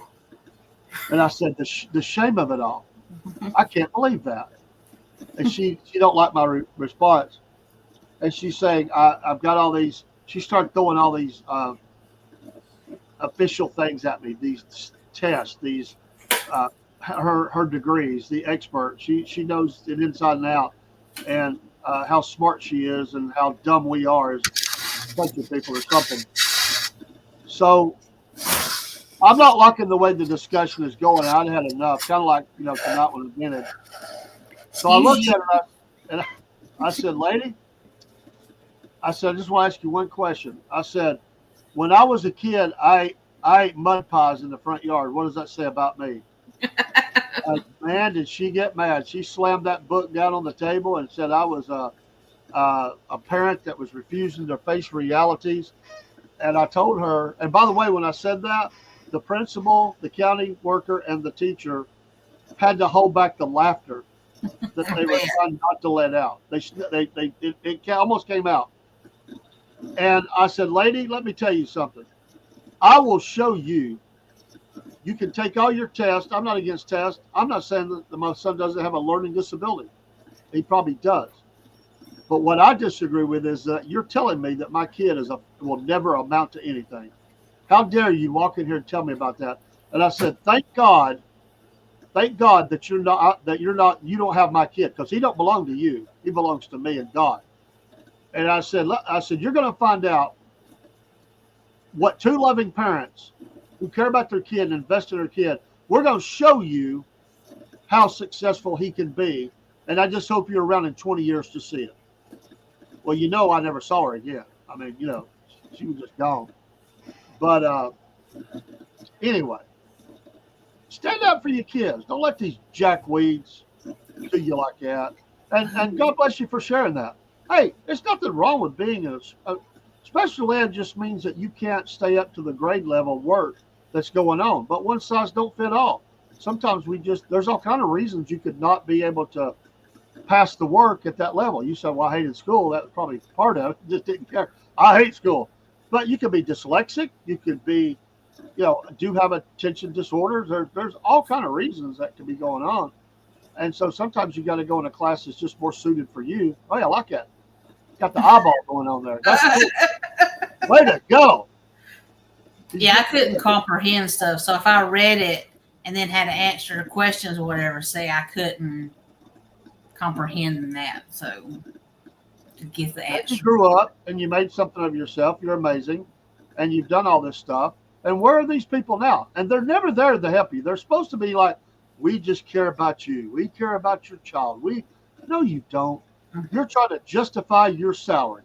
Let's just face it. You don't want to put any more teachers in here because people don't want to talk about raising of taxes. I get it. But the classrooms are overloaded. The teachers don't have room for all of the work that needs to be done for the kids. There's elementary school classrooms that are over 20 kids in a class. They can't manage that. And some of them don't have parapros. They're just alone. Yeah. And more people are going homeschooling, or at least doing the schooling from home for the school, because they don't want to send their kids to school anymore. Now, there's various reasons for that. I get it. But that's amazing. And, God bless you. Like I said, you're a heck of an individual. Sometimes, I had trouble with, I passed it but it was hard for me. Algebra. Oh, gosh, I fought so hard on that. But see, I loved history. So I took a class in high school called Georgia History. I loved that class. I think I was the only kid in all of the classes that liked it. It was all about history of Georgia, dates, and all that stuff. I ate it up. The only hard thing was hard about it was right after my PE class, so I come in wore out. It's hard to stay awake, Yeah. We ran laps and all that stuff, and I was so tired. But God bless you for what you do, and you keep going and prove these numbskulls wrong. I mean, stand up for your kids. And we don't have time to get into it now. It's a great topic to get into because I think it's a perfect stepping off point to this. And those people in the world, the ones that we worry about, who want to control the world, what they want to do is call anybody they don't think it fits the model. Anybody that's not the right height, color, shape, whatever it is, they want to do away with those people. Let's face it, they want to do away with them. They want to kill them. They do, and we got to fight against that. We got to stand up. We got to fight for our right. Because they want to box your kid into stuff, and there's government money, so they get extra money for this stuff, and so you fight against it. But if I was set up to do it, I can't do it with my. At the time, we were working all the time. We couldn't homeschool, but I'm definitely for it, and I would with my granddaughter now. But I work all the time, and there are some places you can go through. They do the course of work online. I get it, but my wife's just not able to monitor that and manage it right now. So we're doing the best we can. We are doing the best we can. Mm-hmm. But it is at the point where I'm saying to all parents, and I don't want to make teachers mad or whatever, but in a lot of the school systems in America, it's time to get your kids out. It's time to get them out if you can. If you can swing that, if you can afford to get them in if you can't do it, put them in a school. If you can't, I get it. But find the best school you can for them. Because our schools are failing our kids. Watchman said, educated myself. And so he said, they had me in special classes as a kid. I've worked on top secret aircraft like the F-22 Raptor. I formulated the glue used to make smocks used by surgeons worldwide. Wow, how about that? Mm-hmm. And awesome. And that's what you want to hear. That's the greatness of what God made us, even in a cursed world. You can do it. You can be whatever you want to be, and never let anybody define who you are, and never let anybody steal your dream, and never let anybody put you in a box and that's all you can ever be. That's baloney, and I refuse it. And stand up for yourself. Encourage people. I was doing an interview today, and I'm not bragging on me. We can do this, folks. We can do it. Interviewing people. Interviews are tough. You ever had to interview, Miss Jen? Mm-hmm. Did you like it? Mm-mm. Did it make you nervous? Yeah. Did they ever ask you a question you're like, I don't really know how to answer that? Yeah. Sure. Everybody's had it. So when we were asking the questions today, I was rephrasing them in a couple of ways to help out. I thought it might help this young lady. So it should be working for the other gentleman who was in the room. He had to leave early. He said, but please continue the conversation. So we were talking about the job because I did that job before, and we're just having a conversation. And right before we left, she said, hey, I want to tell you, I really appreciate what you did. I said, what did I do? She said, a couple of times those questions were really hard, and I have trouble comprehending that when I hear it. She said, but the way you rephrased the question, I was able to understand it, and it made perfect sense to me. And she said, I just say thank you. I said, well, you're very welcome. I understand how hard this process is, and we're not here to try to trip anybody up. It's the questions can be kind of stale sometimes. They're wordy. They use big words. I'm a country boy. I thank goodness for the education I have, but you don't got to talk to me like I'm a PhD. Just give me a common sense question, and I'll answer that question. Mm-hmm. But anyway, that's how we can encourage people around us, is to tell them, keep going. You're doing good. I'm proud of you. All that. That's like Miss Jen. She's awesome. And I tell her all the time, she's doing great as a co-host. And she hadn't been doing it that long. I don't know if she ever did it before. No. But she has turned it into one heck of a co-host. And I am so excited I get to witness that and be a part of it. I just got to shut my mouth and get out of the way and let her go. Well, it is 10 o'clock. We made it through everything. Yes. Rob not feeling well. Stream collapse from my end. What collapsed on y'all's end? I couldn't. Nothing on my computer would work. I had to I didn't reboot, but I had to drop everything down and then bring it back up. And then my vent. So probably people not like that. But Miss Jen made it all work. She made it work. You are the sunshine in the Southern Fried Vent tonight, and she even had a vent. And AT&T, you better get it together. What a night. We got F-22s listed. We got AT&T. And there's that cat eye again. Give me the eye. I think the cat's telling me it's time to go. I want her back.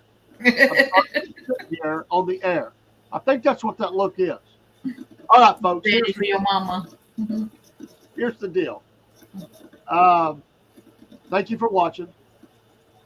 Tomorrow morning I will be on, Lord willing, Patriot Morning Show. That's what I do on Thursday. Stop. Tomorrow night, 8 bells, the Cornbread Nation show. Love that. We have fun with that all the time. So, yes, Watchman, that's worthy of the screen. But Cornbread Nation show, and I'm going to try to put the other show together and be looking for specials. I did a TikTok live last night. Oh, did you? Yeah, I was talking about the book. I got in late because I was having a little bit of trouble, but I don't think I left studio till midnight. Oh, goodness. I overslept this morning. I just let Rob have it. I saw he was online, and I didn't make this morning show. I was just worn out. Yeah, I come in for about the last 15 to 20 minutes because he got off like at 10 till. Yeah. It happens. Rob overslept one morning. He slept right through. I woke up about 5:30, I think. I'm usually up by 4 or something. And I don't even know if I really comprehended what time it was. I just laid back down. Then I was dreaming that I was late for something. But I thought it worked. And so I get back up, and another 30 or 40 minutes has went by. It's well into the stream. And I said, well, Rob, you're on your own, bud. And I slept a little bit more, and then got up and got busy. You needed it. Yeah, I did. And you might see a little modification. And again, just to be clear to those in the back who don't understand, I don't think they're listening, but people watch our shows afterwards. To those in the back that don't understand, when you see a little bit of a modification on the morning shows that's coming up, the ones that me and Rob do together, please know this. You don't know what you're talking about. There's nothing going on. I will explain it to you so that you can understand this. I am going to probably start the shows a little earlier. Rob will come in at 6 a.m. like he always does. I will be leaving the stream early. This is none of anybody's business, but I don't mind sharing it. My wife needs help in the mornings, and I need to be there for her. And so I'm helping her get out of bed, get set up, and when I leave the stream at 7, it's not enough time. And plus, I take kids to 3 different schools in the morning. So it has nothing to do with Rob. It has everything to do with me. It's my life, and we have to modify. And so I still want to do morning shows, and I'm going to do those. This week I have no school. We're in fall break. So I have time after the stream to go up. So this week I've just kept the same schedule. Next week, when school starts back again, you'll probably see me come in a little early, and you'll see me leave early. It has nothing to do with being Rob. It has everything to do with my life and the change, the new normal we have of the health problems my wife is having. Prayers appreciated. And thanks to all the co-hosts like Jenna and Elizabeth, who have helped to be in shows that I've had to miss. And also, I'm also trying to pass an insurance exam. Yes. I'm not taking it yet. I'm working on that. I'm still working and studying and taking practice tests. Life is busy. We're doing a lot of things. Now you can know what you're talking about. You can make up stories about me again. That's okay. Miss Jennifer, have a great night. You too. I so appreciate you coming up. Thank you, Barry. Thank you, Watchman, for you. Jake, I don't know if I missed anybody else. God bless you all. Thank you all in Instagram. You are awesome people. Get your vents ready for next week. I will try to not have one since I took up too much time this time with my vent. So, and Paul came in. Yes, God Paul did. Paul is a friend like Rob. I've known Paul almost as much time, and we're brothers too. Okay, we're clear. Radio out. Miss Jen, you got anything you want to share? I'm good. Y'all just have a good night. All right, let me get this thing pulled up so I can get some music on the way out. And what a discombobulated night. I hate it when stuff goes crazy like that. Here we go. All right. Good night, everybody. Good night. Maybe.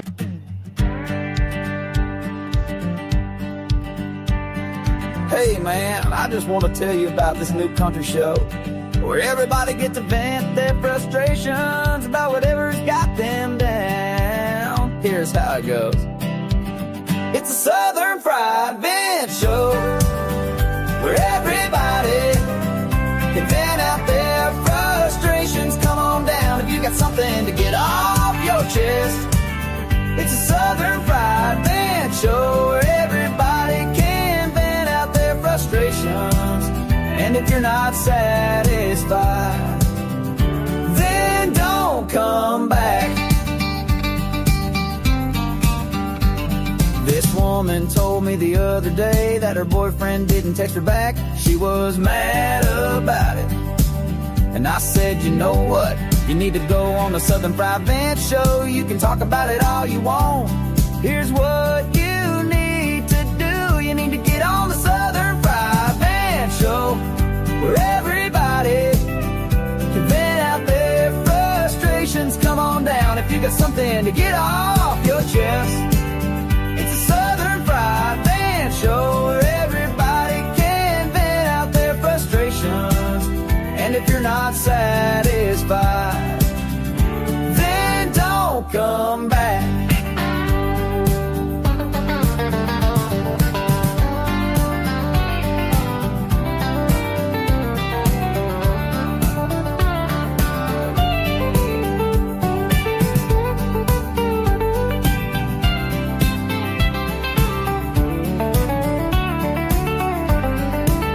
I said it's just like this man told me the other day, that his neighbor had been looking at him funny and it was bothering him. I said, you know what? You need to go on the Southern Fried Vent Show. You can talk about it all you want. Here's what you need to do. You need to get on the Southern Fried Vent Show, where everybody can vent out their frustrations. Come on down if you got something to get off your chest. It's a Southern Fried Vent Show, where everybody can vent out their frustrations. And if you're not satisfied, then don't come back.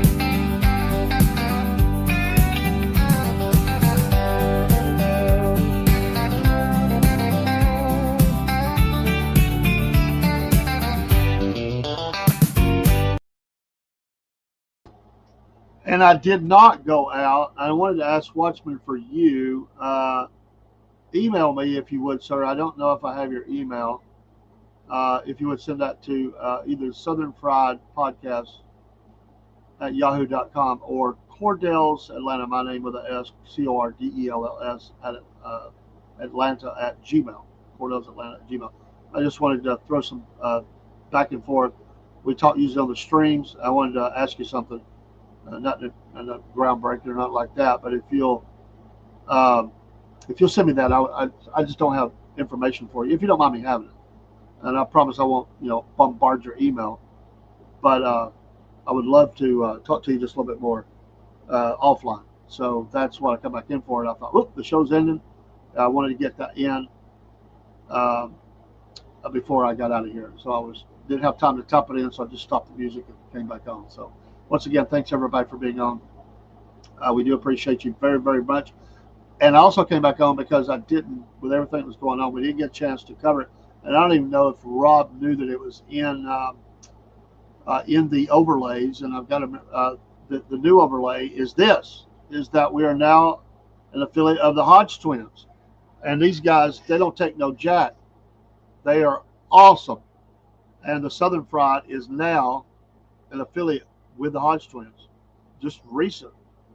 And so use that QR code, go there, check out their merch items, and you'll be supporting two great patriots. They love America. They tell it like it is. They're a little salty sometimes, but they tell it like it is, and I appreciate that. And I appreciate that we're able to be with them. So give them a look. If you don't know who the Hodge twins are, educate yourself. They're cool people. I like them. It works. And we appreciate that very, very much, as well as we do appreciate that you are in consideration of our coffees. And my order, I think it come in today. I got to go check my mailbox. The coffee is awesome. And I'm just saying that. I've liked every blend. But thank you for considering that. The prices are as cheap as we can make them. and we take a very thin margin on that. But it's starting to amp up a little bit, start to go a little bit, a little bit, a little bit. We're like the little train that could. We're not there yet. Barry, hold on. You should better read books on your television, cell phone, laptop, whatever. Yeah, I do. They do have the Digital Library of Georgia. Yes, so you can do that. Georgia does a good job of their digital archives and stuff. I would love, Barry, and you may have done it before. I would love to go down to Georgia and be able to look up some of those historic documents. My understanding is you have to kind of set that up ahead of time, I think. But all those old war records, the war between the states, other things, there is so much. I mean, you got to know what it's like going to England and looking at the old manuscripts. I mean, you have to be personally recommended by some people in the know. You have to, and I'm talking about England, you have to say what you want to see specifically, I mean, down to the T. And you have to be there at the time they tell you, and you get limited time. And they will roll these old Bibles out, old manuscripts with white gloves on these things. You can't touch it. They will have it open to them. And I know this because I had a friend that did it. And he wanted to see John chapter 14. And what the bishop that he wanted to see, he was a part of the team that translated to the King James Version. And he wrote a paper on that. And it was amazing, absolutely amazing. And I was able to hear his talk about that. But that's the way I think those Georgia archives are. It's a little hard to, you got to know what you're looking for. It's like a Freedom of Information Act. You got to be specific about what you're looking for. And it's easy to miss stuff or not know what area you need to look at. So anyway, Barry, that's cool stuff. I got to go help my wife get into bed. I do appreciate you. Sometimes we go over a little bit, and it's okay. Sometimes I go late. Like I said, I went to midnight last night, just not on here. Thank you to everybody in Rumble, YouTube, Facebook, Instagram, Twitch, Locals. What did I miss? X. God bless every one of you. You're all a blessing. May God just bless you richly this evening. Pray for our country. Pray for the Southern Fried. Pray for Rob. Pray for me. We both need it. I promise you. And we're okay. But we are battling some issues. And that's just life. Pray, keep praying for Jerry. He went home, but keep praying for him. Pray for James, Empty Pockets Podcast. Pray for that man. He needs your prayers right now. And we appreciate you. Pray for Barry. Barry, we might not ask. Pray for Barry. He needs to. Pray for Michael. We haven't seen him lately. He's been battling some stuff. Pray for him. Prayer is the answer. God bless. Good night. I will not just go drive. I'll play a little bit of a song or something. And we'll see you in the morning, Patriot Morning Show. Let's get it.